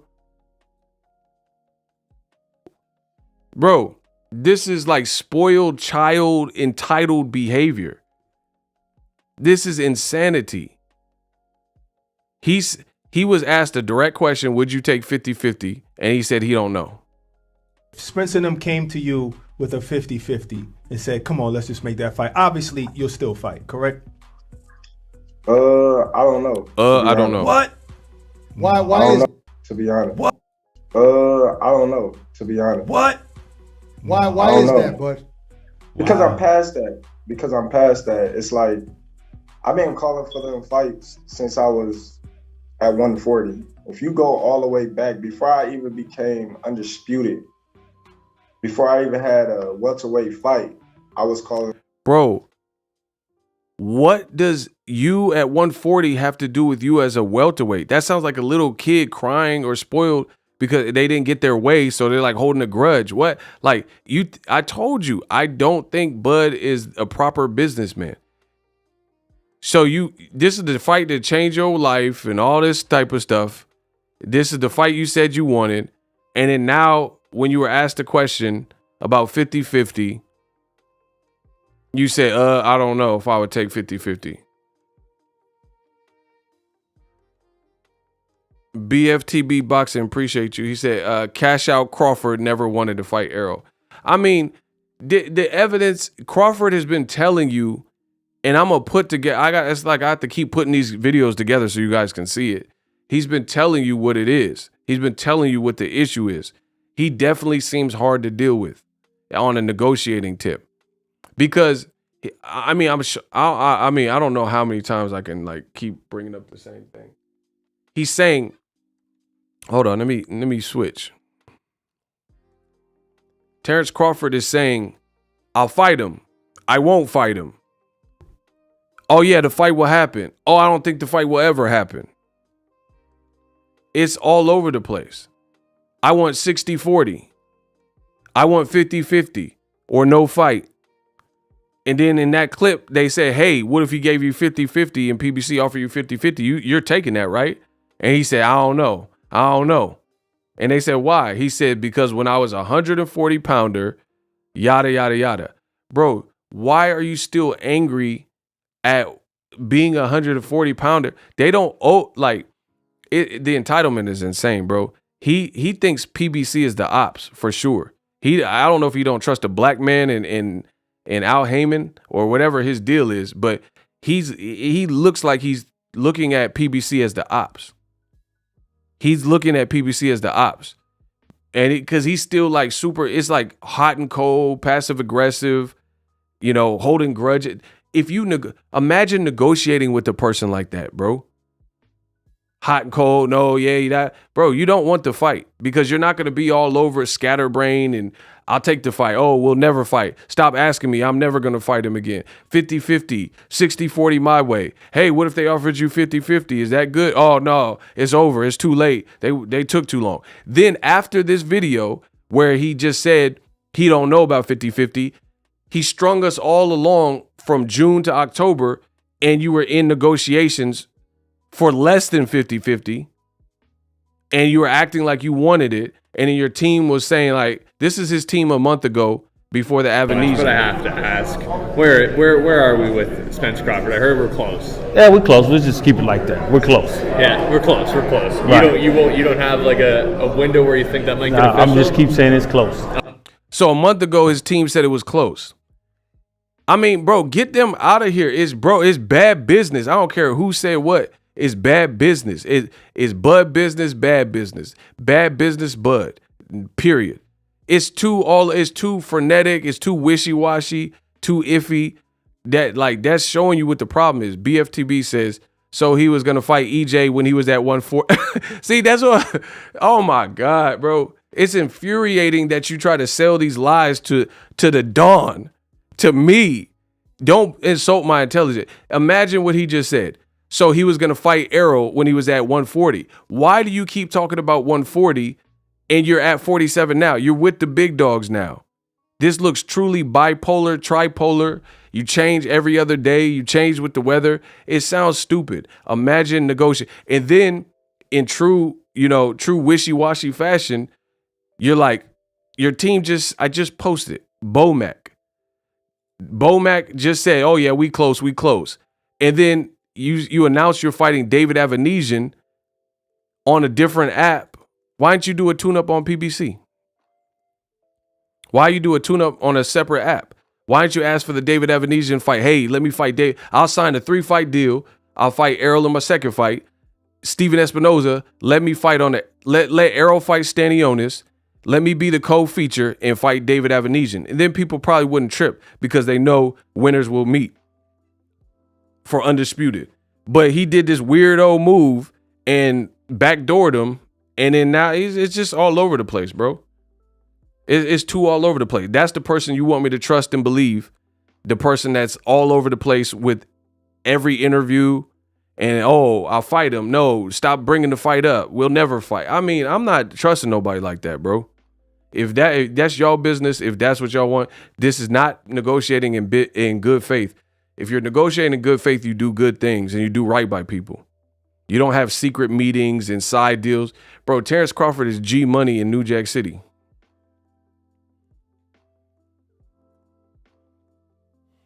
Remember in New Jack City? G Money wanted to be like Nino Brown. Errol Spence is Nino Brown. And Terrence Crawford is G Money. And G Money wanted to be the man like Nino Brown so bad, he did a side deal with Ice-T. Little did he know that Ice-T was a cop. Ice-T was 5-0. So good job. That's Crawford. That's Crawford. You G Money of the Carter. And Errol Spence is like, am I my brother's keeper? Yes, I am. This is a G Money move. You did a side deal with Black Prime and you skated on them. Your Facebook page is popping. All my pages be popping. Let's go. And you skated on them with a side deal. And then you did all this stuff to try to punk Errol. Listen, this is my opinion. Singularly the worst thing that Crawford has ever done in his career from the optics perspective. And that's bad because when he re-signed the Top Rank, people might have said that was a bad move. Or when he signed with Kinahan, people were like, oh, that's a bad move. This optically, like the way it looks, this could have been the worst blow to his reputation out of all things he's ever done in his career. And I'm not being facetious. I'm not being funny. That's true. Because it looks too crazy. Bro. There's no way you can believe. Like, I don't care who said what. You're not convincing me that Crawford was truly all in. Because if he's all in, how he got another option? And then why is his team? Look, listen what Bernie told me on my, or at least he didn't tell me, but he wrote on my page. What is there to explain? Spence's team had a chance to make a fight. They dropped the ball. Bud Crawford been calling out your favorite fighters before he moved to 147.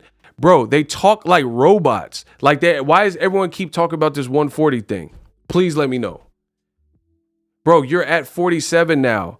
Everyone wants to see you fight Errol Spence at 47. Why do you keep bringing up? Bro, if you listen to his team talk, they always talk about Gamboa and Deary Jean at 35 and what they did at 140. That's because they don't have any current hits like that. Drake don't got to talk about his first album singles because he's making contemporary. He just dropped the album earlier this year and he got some tracks that people like off of that. But all he talk about is like moving up in weight and what he did. And, back when I fought Gamboa, it's like some Al Bundy stuff. Back when I fought Gamboa, this happened. And when I was your age, the Gamboa, I fight Gamboa. When I fought Postal, everybody said Postal. When Jerry Jean, when I was fighting Dairy Queen, bro, what are y'all talking about? He just keep bringing up, and then peep this. Let's talk money. Because his team, I heard all the excuses y'all made. Look, Bernie says, Bud been calling out your fighters since before he moved up to 147. It's irrelevant if you call out a person before you're entered the division. So if Teofimo's at 135 and he's talking ish to people at 140, they're not going to take him serious until he moves up. Common sense. If Devin Haney start talking trash to Regis Prograis, he's not going to care until Devin Haney moves up to 140. If you can't be in the lower division talking to someone in the higher division unless you're going to go up and get the work. And then when you're ready to go up and get the work, then that's when, it happens. Bud Crawford also seems like PBC is the enemy and they're the ops. And, he really just, to me, he acts like he was owed something when he was with Top Rank. Like, man, they didn't give me the fight. Why didn't they give me Thurman when he had a belt? Why would they? Bro, this team is delusional. It's that simple. If they truly believe what they're saying, they are delusional, in my opinion. But why didn't they give me Keith Thurman when he had the belt? Why would they? They can make in-house fights. They don't got to deal with your ass and someone who's hard to negotiate with. And Keith Thurman already knows the PBC system. He knows all the secretaries and the event coordinators. Why would they? Why would they? They don't need to work with Top Rank and all that. Why don't Eddie Hearn work with Frank Warren? I want to see Joe Joyce versus AJ. I mean, but let Bud tell it in his world, in his mind, that this only happened to him. They made the side of the street just for Errol. Frank Warren fighters don't typically fight Eddie Hearn fighters. I mean, this is simple, people. But peep this. Team Crawford says, didn't he agree to their terms, but he wanted to know where the money was going in and coming, and then they shut down. Bro, get this stupid talking point out of my face. This Team Crawford person just said they wanted to know where the money was coming and going with PBC. Mind you, Al Heyman was in the music industry and he worked with the likes of Michael Jackson, Drake, Whitney Houston, Eddie Murphy, I believe. So, mind you, Steven Espinoza has had a hand in the two highest grossing pay-per-view. Bro, it's pure stupidity. Steven Espinoza has had a hand in the highest grossing fights. Mayweather and Pacquiao, because he did the 6-fight deal with Floyd, and Mayweather-McGregor. Those are the two highest grossing fights. And Showtime and PBC and Al Heyman are the common denominator in the two highest grossing fights. This dude, Team Crawford, really saying and suggesting we don't know where the money's coming and going. But wait, There's more. You're questioning Al Heyman. Drake said, Al Heyman checks on all of my events. He said something like that. Al Heyman checks, right? We all heard it on the Scorpion album. We all heard it. You're questioning if PBC is going to get your money right and all that. But then you sign a deal to fight with this dude, Gorilla. Bro, get him out of here. You don't know business, or you don't want to work, whatever your deal is. Bro, so you're questioning PBC, who has had a hand in the biggest pay-per-view events ever. Factually, Mayweather-Pacquiao, Mayweather-McGregor. Factually the most successful. You're questioning if they're going to run the business on the up and up. But Black Panther Prime or whatever and Gorilla, that's never put on a fight of this magnitude, you can trust them to give you $10 million. And then their biggest fights is Scarface versus One Wolf. Man, if you don't get this man out of here, bro, it's sad I gotta bury y'all like this. It's sad.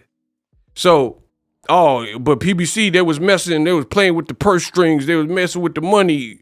How I know they're gonna get my O's right and my commas right. So you don't know if you could trust them to run your show, but an event that's a much smaller outfit with a smaller app, smaller budget, no roster, and Scarface versus the one-eyed motherfucking wolf is doing your next show. And then Joanna Man gonna commentate.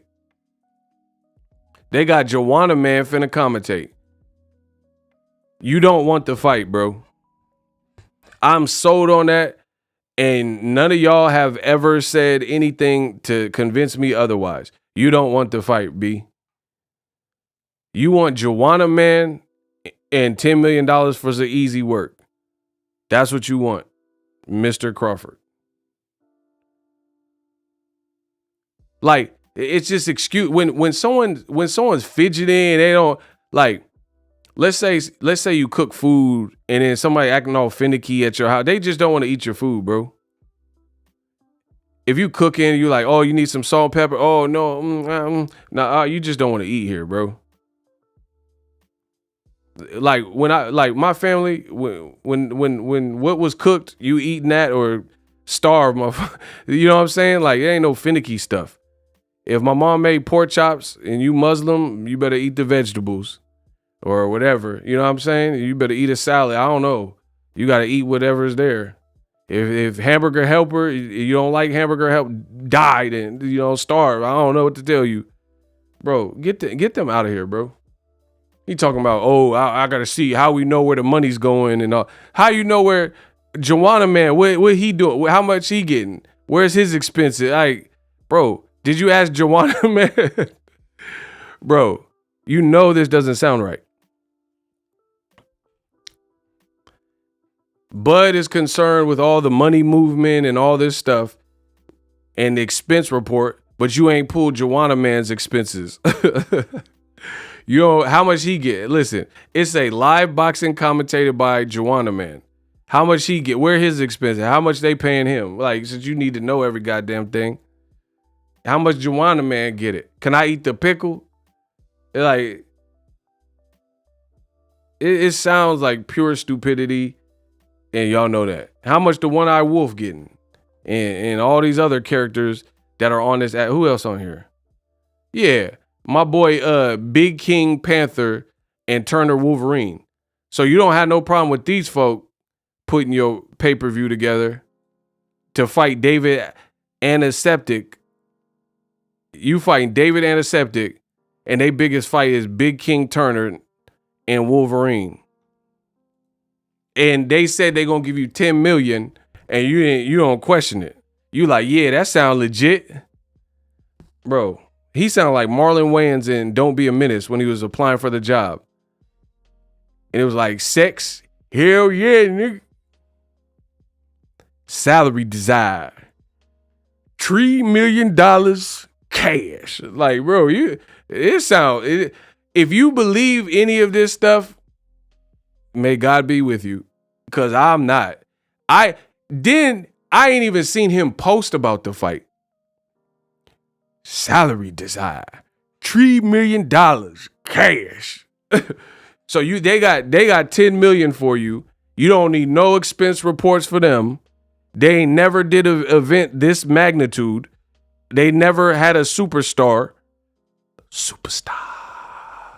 They ain't never had a superstar like Crawford. And you like, yeah, I can't deal with that wicked PBC. They too wretched.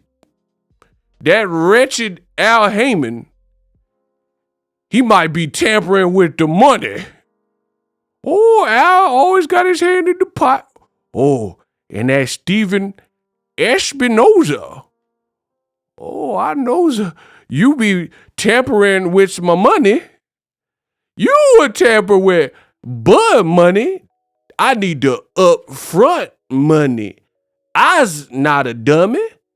I want me some upfront money.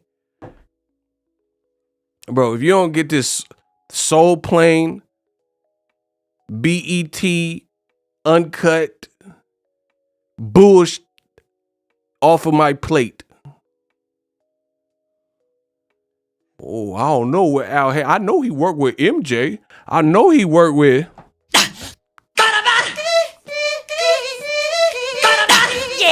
Bro, can BLK Prime do that? Bro, listen.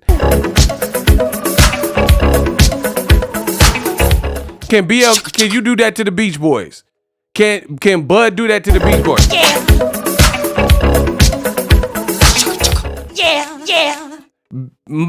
Boy, Al Heyman done work with Michael Jackson, the king of pop. BLK worked with One-Eyed Wolf. And you questioning if the dough gonna be right. And I seen all the stupid stuff y'all talk. Bro, they ain't work with Michael. They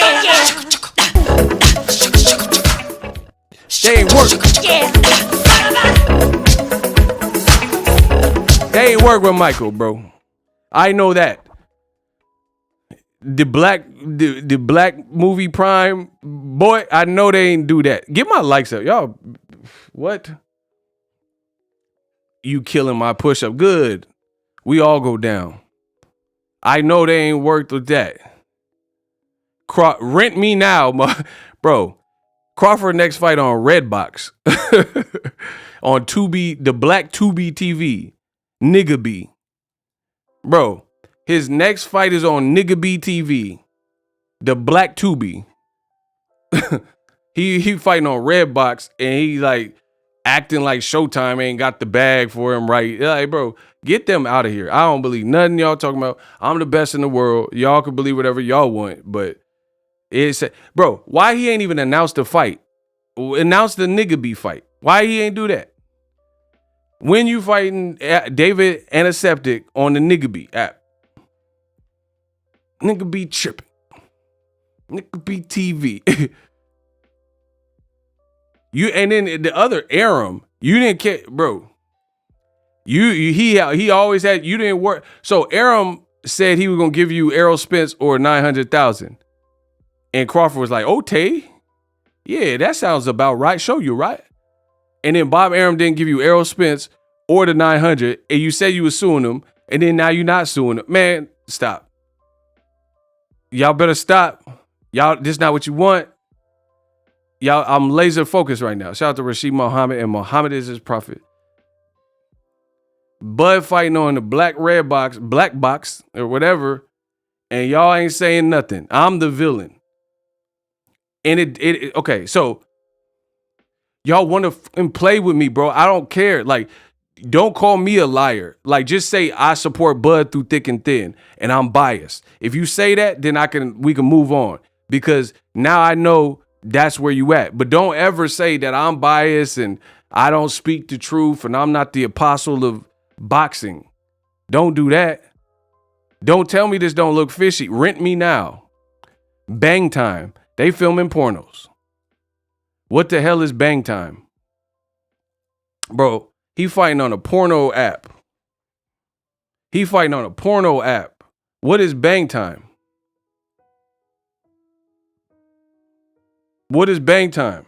That sound like a porno to me. Bro, they gonna have his fight in the other room. They filming flicks. West Coast Productions. Bangbros.com. Oh, yeah. Yeah, you want to watch the Crawford fight? Yeah, I'll show you, right? Bro, you fighting on Nigga B TV with the porn. Wow. Wow.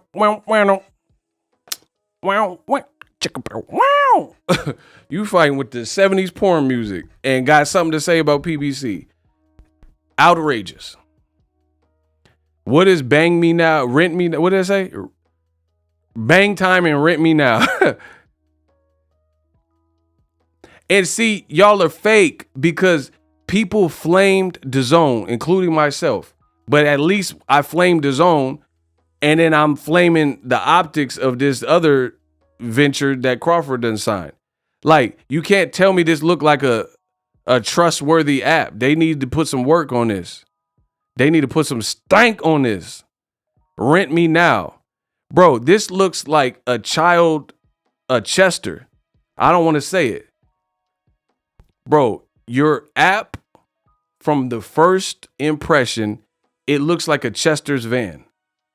Because you know how the Chester van, it'd be like, free candy in here, right this way. Like they put some stupid sign on the van. It'd be a black van with blacked out windows.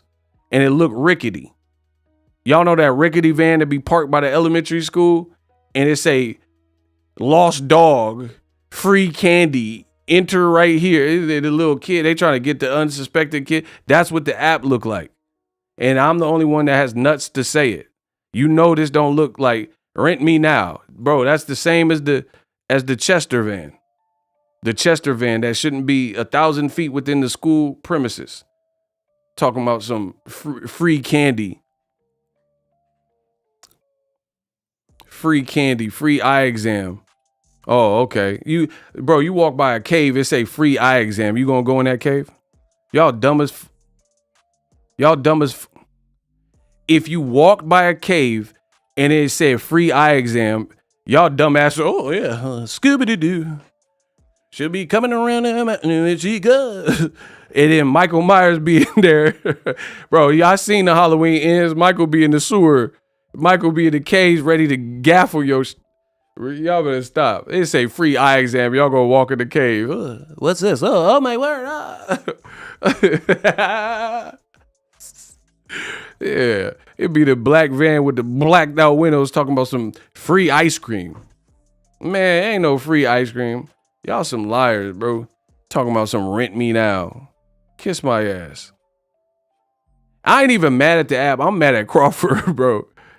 You talking about some rent me now. Bro, I told you he fighting on Redbox. This boy fighting on Redbox. I want to see you fight Arrow and you in Arrow box. You fighting on Redbox. Oh my gosh. That's a big difference. Listen. I said the bars are sharp like a triceratops. I really wanted to see you in Arrow box.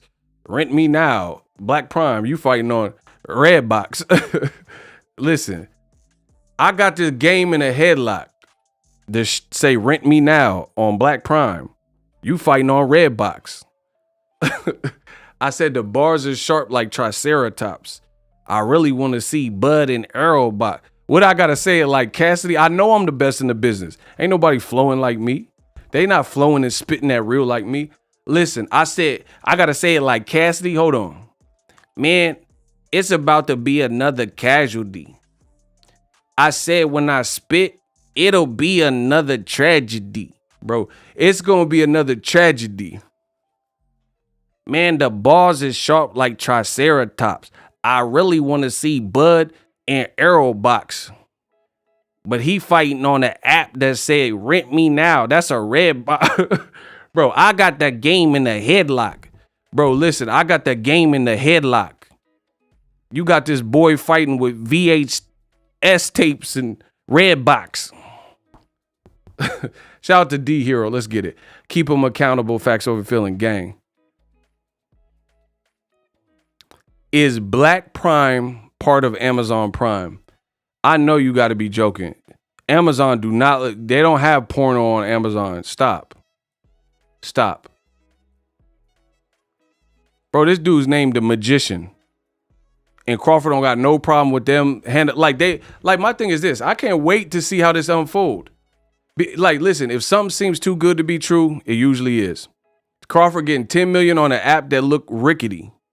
Right now, the optics of the landing page look rickety to me. You can like it, you can love it, you can support it. That's up to you. To me, it looked like the free ice cream, free candy inside, the rickety van. Whoever did that, they could have went to Fiverr. Or Indeed.com out this or something, LinkedIn, and get that website whipped into shape. Because how you got 10 million for Bud, still got to pay David Avanesian. Bro, I said I'm on the block with the pump. I got the Ruger I be squeezing. Bud went from Errol Spence undisputed to a David Avanesian. Bro, if you got 10 million to Bud, you got 50,000 for the website. That's all I'm saying. And that's a fair assessment because the website looked like booty juice. Listen, see, because now y'all pissing me off. I'm just being real. Y'all want the real? It looked like booty juice.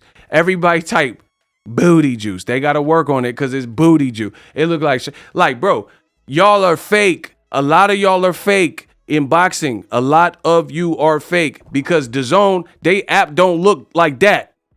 And I flamed them.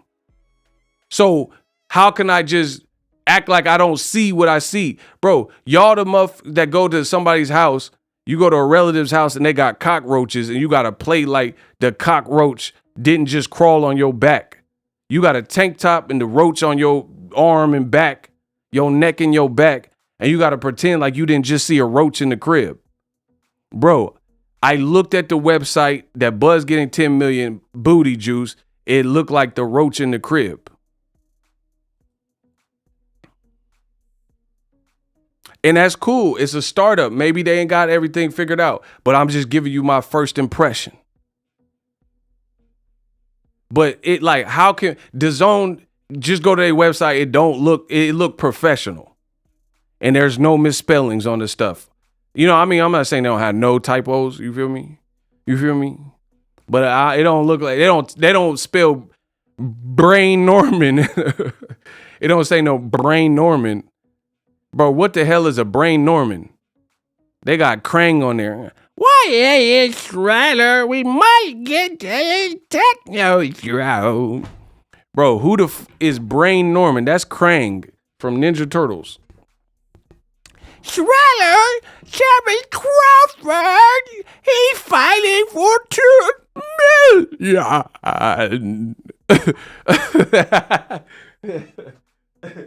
Bro, oh, yeah. Hold on, bro. We might get to the turtles before Bud Crawford. Yeah. Bro, Krang be farting and belching. Hey, thanks for the super chat from Top Doctor. Bro, Bud getting 10 million from Krang. Carrot, why did you leave Arab? You should have stayed with you should have stayed with ESPN. Bro, the old school OG cartoons was wild with the voices. They used to be like that. I miss that cartoon era. They used to have the voice actors on point. They used to put energy into the character. Bro, why was Krang always irate and bro, I miss that era of comics where they would really have like good, dope voice actors. Shredder, we might get Reebok and Rocksteady. Tom Tucker, let me stop talking like that. They think I'm having a seizure. You feel me? Listen, I gotta stop talking because they gonna think I'm having a seizure. Bud Crawford, switch from PBC to David Amnesia. Listen, I said I gotta stop because they're going to think I'm having a seizure. Bud Crawford, swerve from PBC, Errol Spence to David Amnesia. Shredder. Tom Tucker, $10, appreciate you. Peace, Ego. Bud's a good fighter, but I think he's a narcissist. He rather sabotage himself than do the one thing that makes the most sense, but yet still cry foul. And here, listen, I didn't just jump on Bud's case. But the thing is, Bud been making suspect moves for a minute. Y'all thought I was paused, huh? Listen, y'all thought I was frozen. Y'all thought I was buffering, huh? Did you listen? I'm the best in the world. Y'all thought I was frozen. Like the cartoon, like the animated. Y'all thought I was frozen? I'm gonna start doing that. I said, Bud Crawford, what?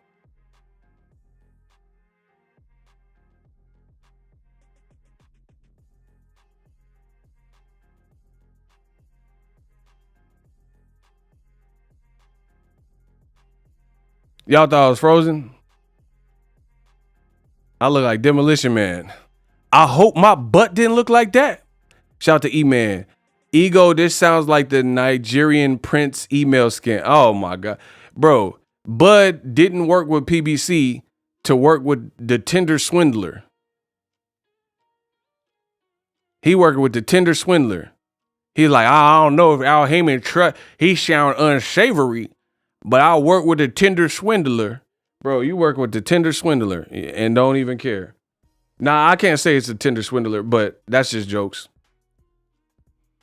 But they got 10 million for you. We'll see. Bro, mark my words. If Bud do not fight, listen, if anything happened to that fight on December 10th, y'all gonna have hell to pay. Listen, I promise I'm doing y'all so bad. I might do a marathon stream. Bro, if that fight do not happen and it fall through, if anything weird happened, because it's already weird to me, because he ain't posted about it. And I think that's shows you Bud make it too easy, man. He make it too easy.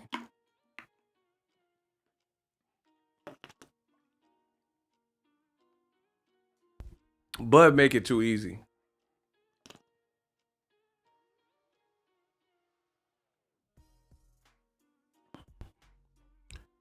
When it's a success, I just want the same energy. Man, shut your ass up. If it's a success, I always give credit. But we won't know. How we gonna know if it's a success? How?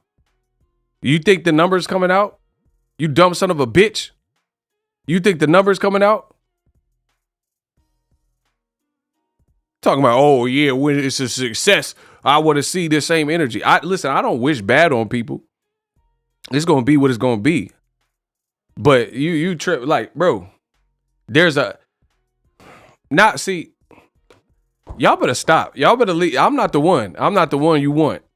I can assure you that. Bro, when something seems too good to be true, it usually is. So peep this.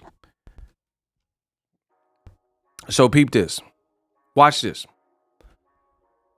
You're overpaying Bud for that fight, in my opinion. 10 million. I'm not saying like I want to put a fight, like a price on the fighter's life, but if you're trying to make profit and recoup, I don't see that being a good look. Me personally. I really don't. I think that's too much money for that type of event. Ja Rule down the street with Ashanti. Christmas month. Good luck. But it's his hometown. Maybe he can draw a crowd. But see, I'm gonna bust y'all head to the white meat. Y'all keep with me. I'm gonna bust y'all head to the white meat. Because I know more and forget more than y'all ever knew when it comes to boxing.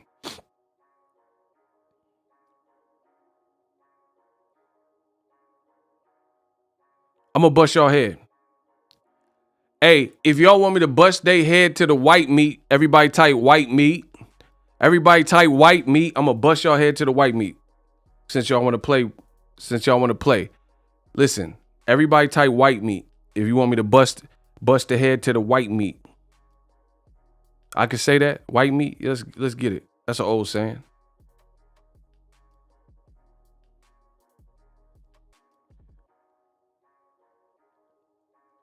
Yeah, y'all want some white meat?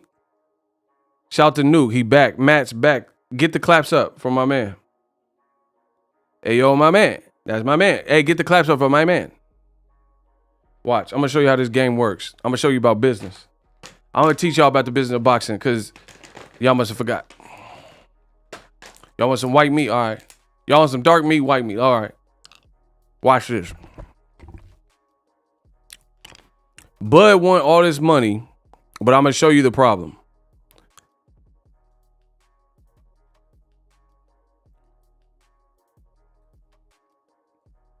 I'm going to show you the problem. This is a Nebraskan outlet. So they have no reason to hate on him. This is a Nebraskan paper or media outlet. They have no reason to hate on Bud. Look what it says. This is what Bob Arum was talking about. The scene from PBA, that's the arena. Fight draws Crawford's biggest Nebraska crowd. So in Lincoln, when he fought against Ndongo, he drew his biggest crowd out of all of his Nebraskan fights because he's from Nebraska. Here's the problem. When he fought at the Pinnacle Bank Arena, and I was there, he fought on a Saturday on ESPN.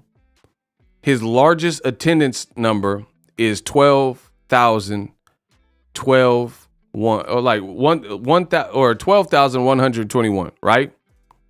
Previous to that, his biggest attendances were 11. They're all in the 11 or 10 range. Let me show you business. At home, where he is from, his highest grossing attendance was 12K. The others were 10 or 11K. So John Molina, Gamboa, the Ndongo fight, all these fights that he's had, the most like people in a crowd that he's ever generated at home is 12,000, low 12,000. So we'll just say 12,000, 12K, right? His pay-per-view numbers, 3 separate outings, have not been good numbers. All the reports say they were bad and or didn't break even. This can be confirmed by Bob Arum, who says, I lost money on every Crawford fight. So if Crawford wants an insane guarantee, he has no stats and no figures to really back up his value. He's a great fighter, but you don't get paid for only being a great fighter and kicking somebody's butt. That's never how it's been. Ryan Garcia, you could like his skills, don't like Jake Paul, like his skills, don't like. They make more than some people that are more skilled than them. That's always been the business. That's always been the business. So with 12K being your highest attendance at age 35, and that's at home. That's when you're at home. Tank Davis on the road in Atlanta with Mario Barrios drew 14,000, 15,000 people. And his tickets are priced higher. Tank Davis on the road in New York fought Roley and set a Barclay boxing record for the highest attendance, 19,000. You see how this worked? And Tank is doing this 25 to 27 years old.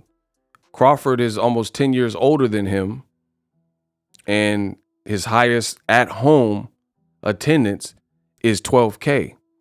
And I mean, I haven't really done the math, but I don't know if he's really done over that anywhere, like in Vegas or New York. Because, I mean, how many people were in the Amir Khan fight? Sean Porter may have done. I have to refresh my memory on that one. But if he did, it's probably not much more. So when you want a crazy, insane guarantee, no one's going to probably give you that. You have to make more of your money on the back end. It's that simple. I'm telling y'all the business and how it works. So if Crawford's big-headed, like, oh, I'm a beast, which he is a fighter. As a fighter, he's a beast. So if he goes in and he's like, nah, I want this, crazy. Like I seen on Twitter, they were saying that Crawford wanted 22 million guaranteed. You're not Canelo, bro. You want 22 million, you ain't Canelo though.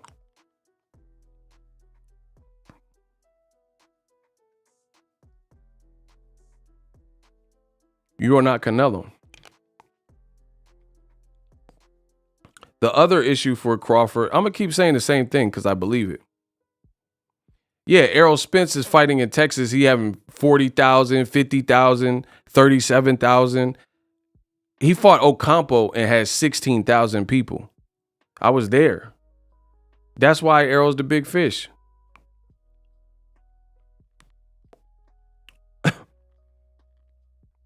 Look,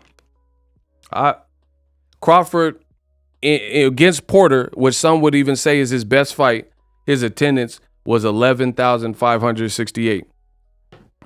Boom. So it could be argued. And I'm saying argued because I'm not going to look up every single one right now, but I know his highest one at home is 12,000. And at Sean Porter in Vegas, it was 11,000. So he's in the range of 10 to 12,000 seats. Canelo versus Golovkin, fights like that, the first two generated like 20 million like live gates and crazy, these crazy live gates, 16, 18,000 people.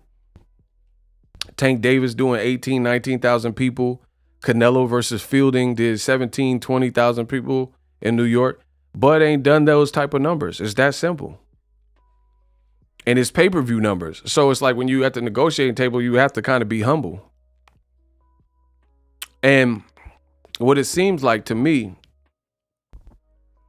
Bud, he's trying to make up for lost time. You got branded and treated how you got treated at Top Rank, and you stayed there. Whether it worked or if you liked it or not, you said you were suing. We ain't heard nothing about that since. But at the end of the day, he trying to make up for lost time. You haven't been branded great for the last decade. And then now you're trying to hurry up and do it, but it don't work like that because you don't have the stat. Your sales jacket don't have the stats like that. And it's like, it's probably hard to understand for a fighter perspective.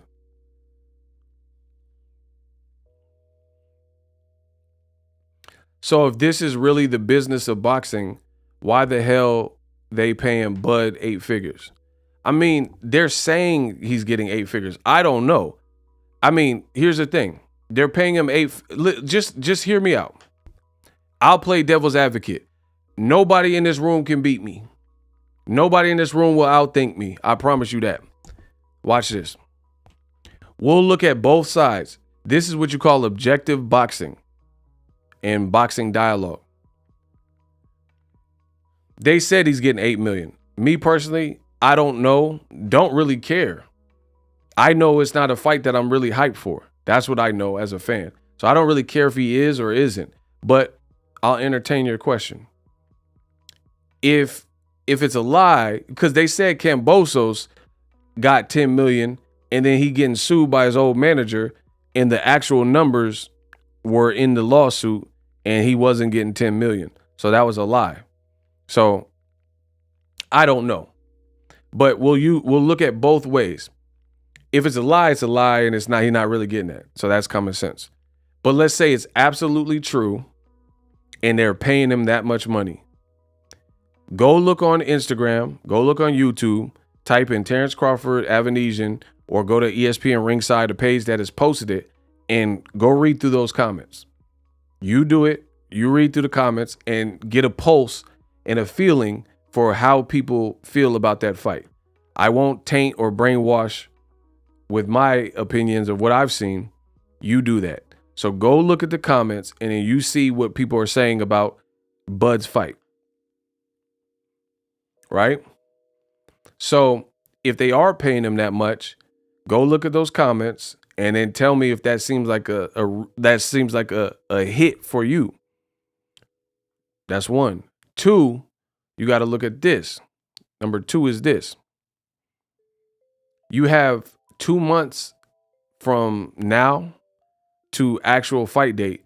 Bud has not even posted the fight on his social media. So you're paying him all this money and he's not really helping you out promote, and or this is so last minute that they're still orchestrating things and trying to get the weigh-ins and the press conference and the judges and getting everything together. So like I said, if something seems too good to be true, it's not. In my honest to God opinion, this seems like a haphazard rush job because he was already in a separate negotiation with Errol Spence and PBC. You give him a different option to look at with this incredible paycheck, and whether the paycheck's true or not, you have such a limited time to try to put this all together. I can only see potentially disastrous or bad things happening because I know boxing and I know what it takes to put together a fight. Not that I've actually put together a fight, but I've been behind the scenes and I watched them breaking down the ring or putting the ring up or media.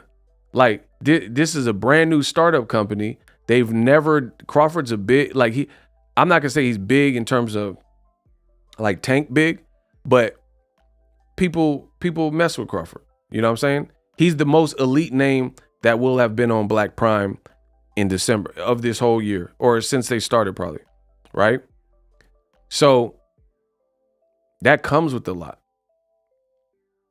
You have an influx of interest because you're going from Yellow Wolf or whatever they do, One Eye Wolf. You're going from cars like that and like these street beefs and stuff like that to having an actual like gold tier fighter. So you may have an influx of traffic. Can you handle it? Can your servers handle that? Do you have the bandwidth? Do you have the HD cameras? Do you have someone on the crane? It's just a lot of moving parts, people. It's a lot of moving parts to put together a fight. I do know that from all of my years covering the fight. Like media, I know if I was going to apply for a fight, I know who to reach out to apply for a media credential. I've never heard of this company. So where does media go to the press conference?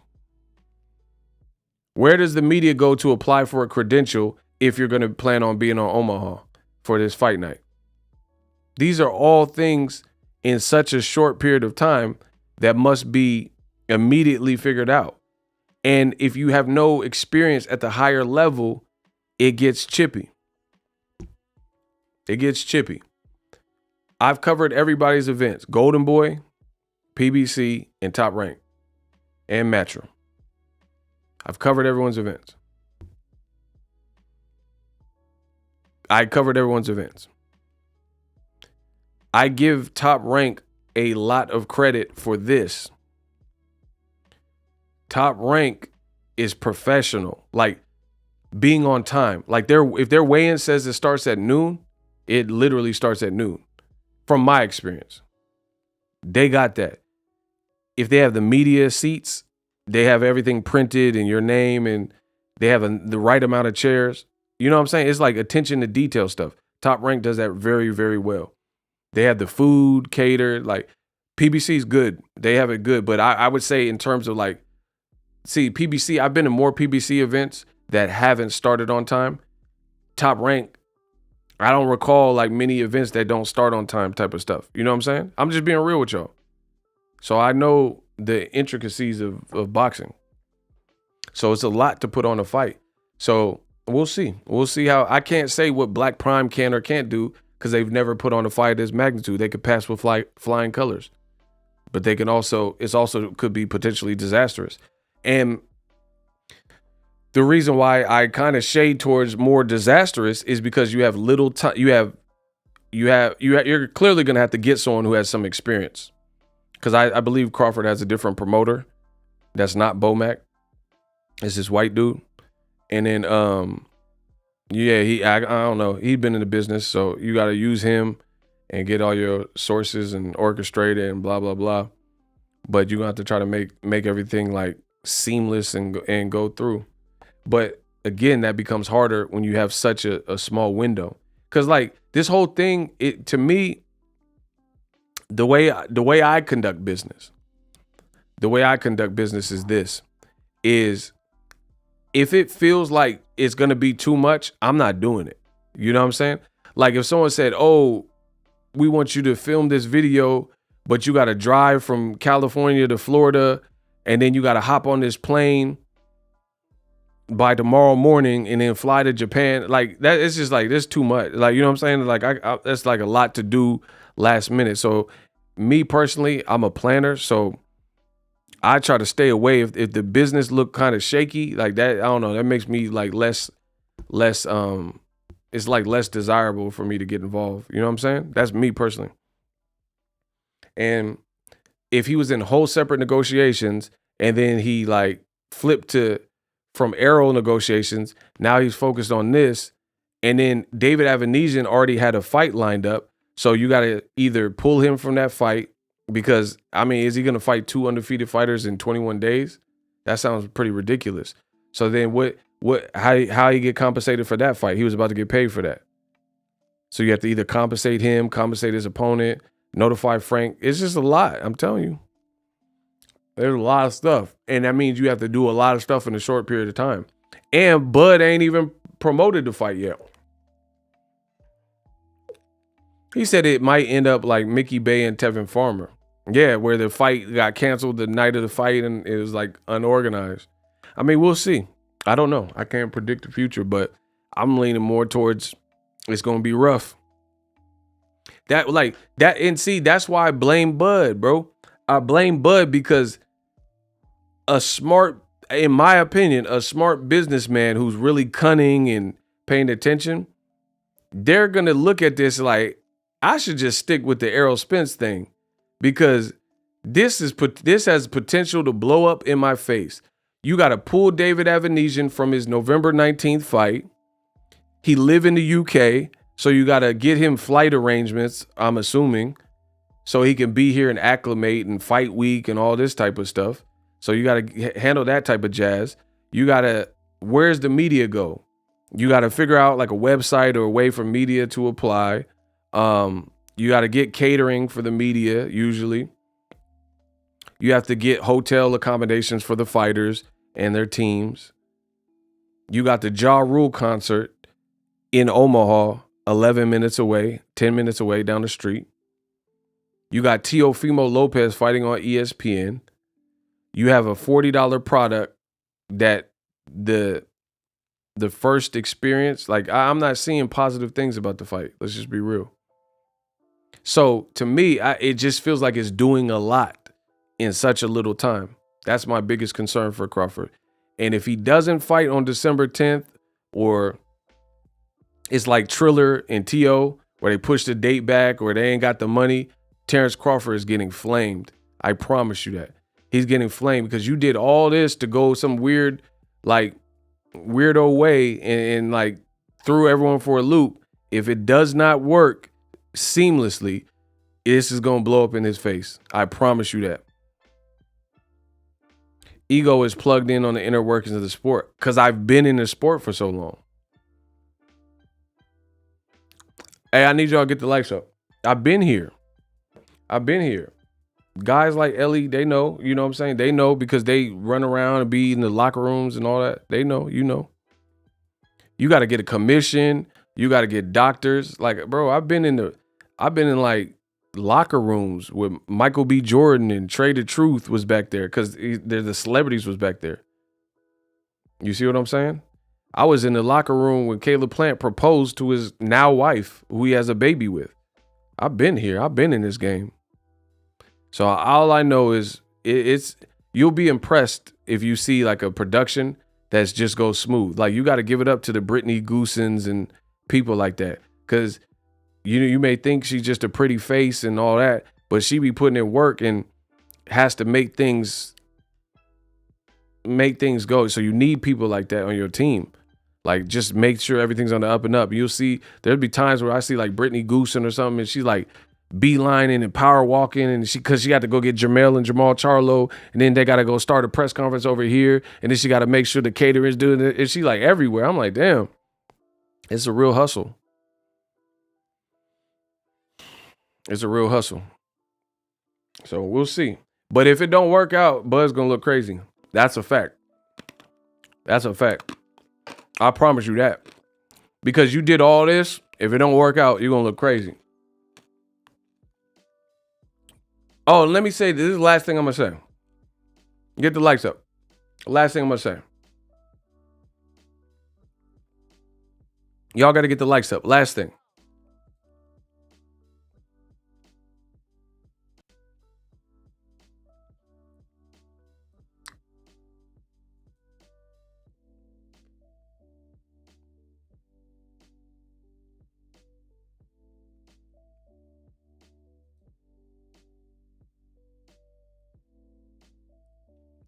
See, that's on. The whole thing is fishy to me. I'm just being real. Crawford ain't posted it yet. They haven't announced the press conference. I haven't seen the face off. So to me, that means you are, I guess, at best working on it, but you're racing against the clock. So that's what I'm saying. For me, when it comes to business like this, if I was Crawford's people, I would have never been in no situation like this, because if the business seemed like it's going to be required too much or do too much, then I don't do it. Like, I am very cautious about what I attach my name to. You know what I'm saying? I don't want to have like host a party and then people hate the party. You see what I'm saying? Like, that's not me. And you're racing against the clock with this one just because of the date. They're trying to get the opponent. Bernie's saying that Virgil Ortiz ducked the fight and all this other stuff, and Keith Thurman or whatever he was talking about, you know, so you have to scramble, get opponents, scramble to get all. It's a lot, bro. It seemed like a lot, and you have very little time, and you have to pay him so much according to the reports. So that just seems like doing a lot in a little bit of time. So it could be haphazard. That's just my honest opinion. It could be haphazard with that.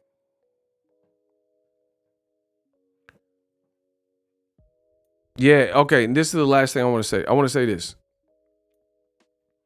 There's some people that are like lying. I see y'all lying in my comment section, and they're like, oh, who cares? He just wanted this quick tune up to squeeze in and stuff. How do you know that?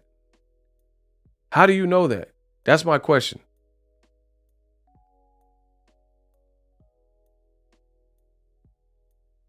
How do you know that an Errol Spence fight is still feasible with Bud pulling this move? How do you know that? Because from where I'm sitting, it don't seem realistic that Bud Crawford pulled this move.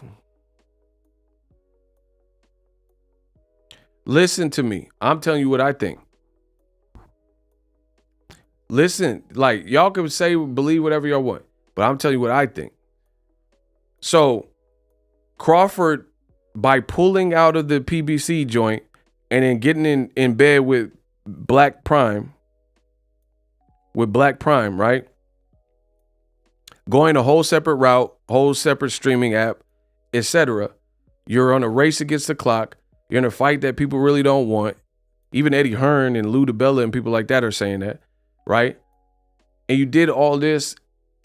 One, how do you know PBC even wants to work with Crawford when they were blindsided and caught with their pants down and caught off guard with him not having proper business etiquette and clearly doing at some point a secret deal, and he just sprung it on them? Like, I don't even know if Crawford told them. They probably found out through the ESPN article and people talking about it. That's bad business, people.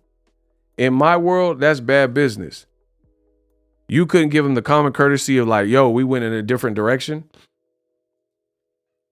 And in the chicken talk, that's what Steven Espinoza made it sound like. Because he said we didn't have no plan B.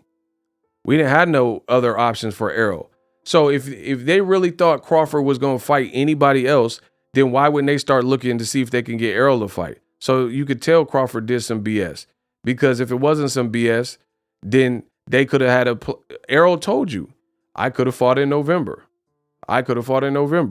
He wouldn't say that if they had time to actually plan his fight, because they knew Crawford was going to do something else. So that shows me that they didn't know that Crawford was going to go in a different direction. I mean, this is common sense, 1-2 math. You know, this is like easy concepts to understand. So I don't think you do people like that. I think that's wrong, especially in the business world. People don't forget. So one, I don't know if PBC wants to work with Crawford. Two, why should Errol Spence wait? I know he wants to fight Crawford, but why should he wait? Three, it's boxing. What if Crawford loses? It's boxing. Four, what if he gets cut? What if he has a nasty cut? How you going to fight February 4th? So y'all keep saying it like it's so simple, but y'all don't know about boxing. Y'all saying it like it's so simple, like, oh, you just jump back. Some of y'all are slow, bro. It is what it is. What if he gets cut in the fight and he got a nasty cut and he needs stitches and the doctors say you can't spar? How he going to fight Errol?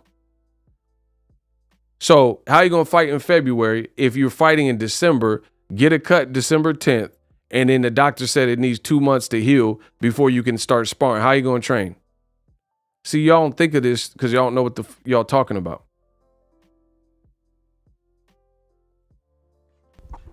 What? Okay, tell me. Y'all saying, oh no, the Errol fight's still gonna happen. What if he loses?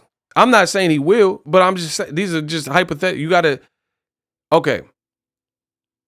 Either way, you're screwed, because either there's a chance that he loses, or the fight is such a cherry pick that no one thinks he loses. So you either deal with the cherry pick fight that no one wants to see, and no one even gives David Evanesian a shot to do anything or make it competitive, and it's a cherry pick, or he has a chance to lose. Either way, so you have a bad fight that's a cherry pick, or you have a fight where maybe it's competitive and he can lose. Despite whatever you think, you got to look at these different options. So what if he loses? How are he going to fight Errol? He just lost his belt. He probably going to have to rematch David Evanesian, because David Evanesian upset Sergey, or what's the name? Kerman Lajaraga. You know what I'm saying? And I'm not saying he's on the Crawford level, but I'm just saying he beat him and then he rematched him and beat him again. What if somebody got a cut? What if what if Bud got a cut? What if Bud twisted his ankle? Like you know what I'm saying? Anything could happen. It's a fight. Then how are you going to fight in February if you rolled your ankle? If you got a cut that needed stitches and you have to sit out and you can't train for Errol. Ain't nobody finna fight Errol and a eye isn't healed and he the eye snatcher. Like, come on, bro. This is just common sense. So all you maniacs like, oh, the fight with Errol is not canceled. It still can happen. If he's fighting in December, there's no guarantee that it happens. Furthermore, Errol Spence, what happened? Bud went a separate way. Jerron Ennis, Bozy Ennis. They like, we want our shot now. We tired of waiting. Since he ain't fighting Bud, Boots is saying he wants it. Stanionis is saying he wants it. So if these guys start coming for Errol Spence, then he gonna have to decide to move up, or he's gonna have to fight one of them, and they're his mandatory. Or he's gonna say, I ain't fighting you, I'm fighting Bud. And then he might get stripped, so the fight won't be undisputed. So either way, Bud put the whole boxing world in such a precarious position that it just sucks. It truly, truly sucks. Because this fight could have been undisputed.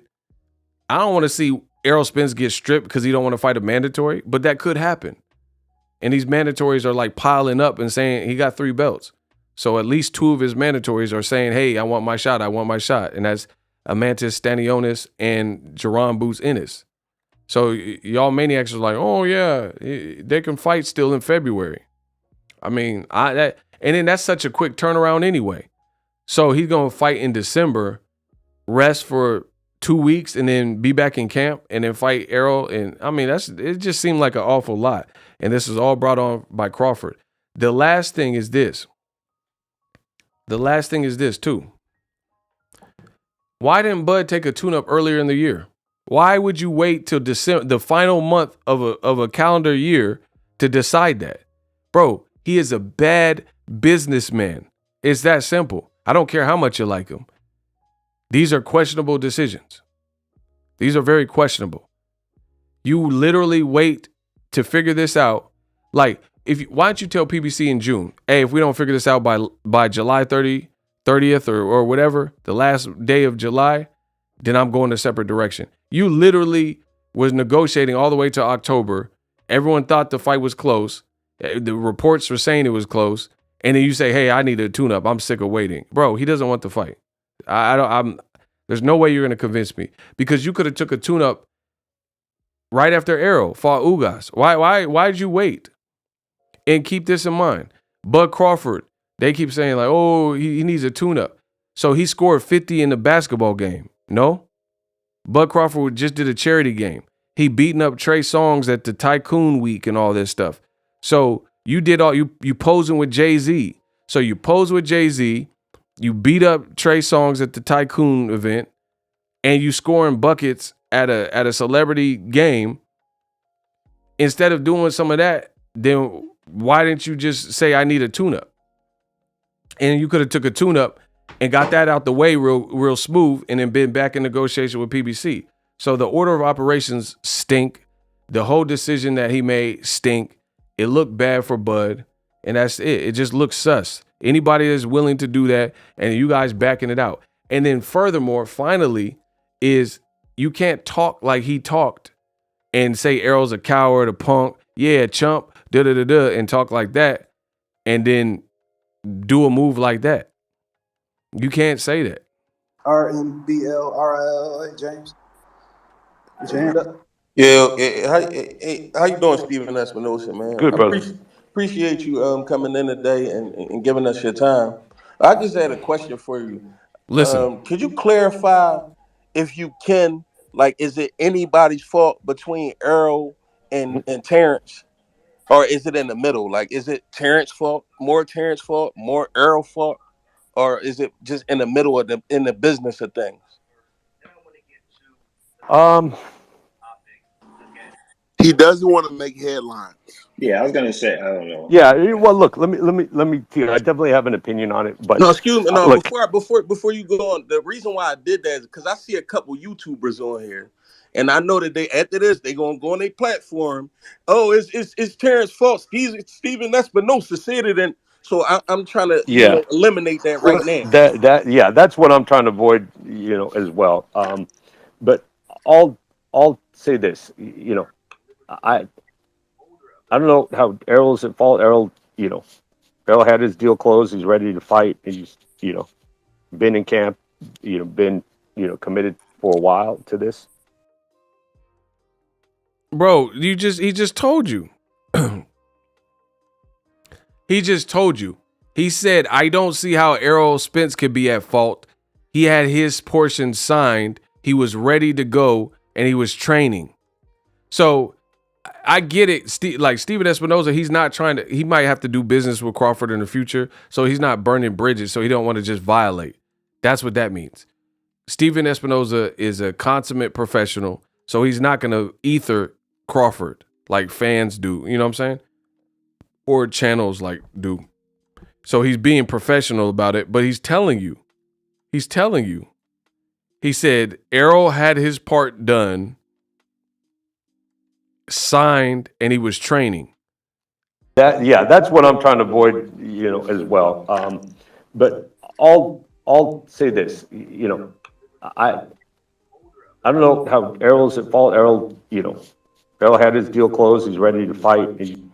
Errol had his deal closed. I mean, you're listening to Showtime, who is involved, and he's telling you. I don't know how Errol's at fault. Errol had his deal closed. He's ready to fight. He's, been in camp, been, committed for a while to this. And you know, I think it's common knowledge.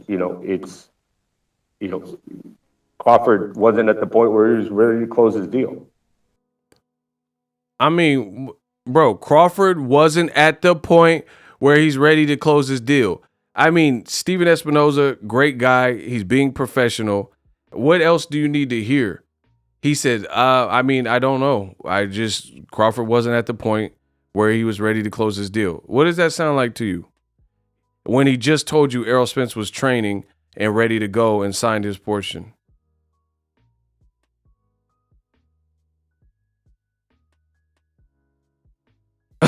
I mean, I think we thought it was done a while back.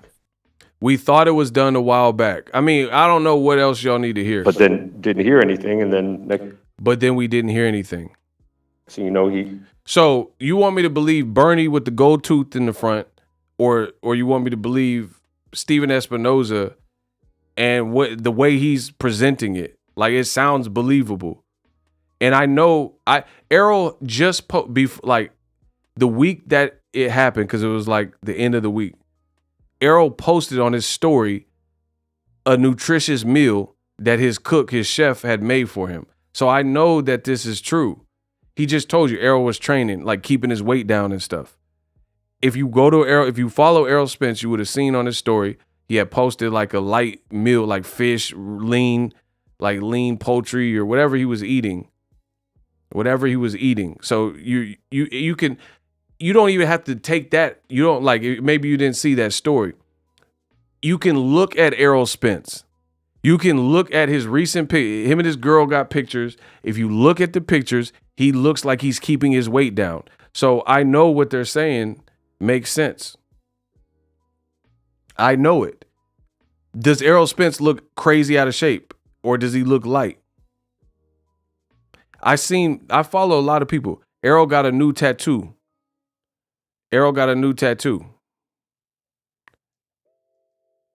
And he was like, so he had his shirt off or whatever, I think, and he was getting his tattoo. So I seen he was in shape.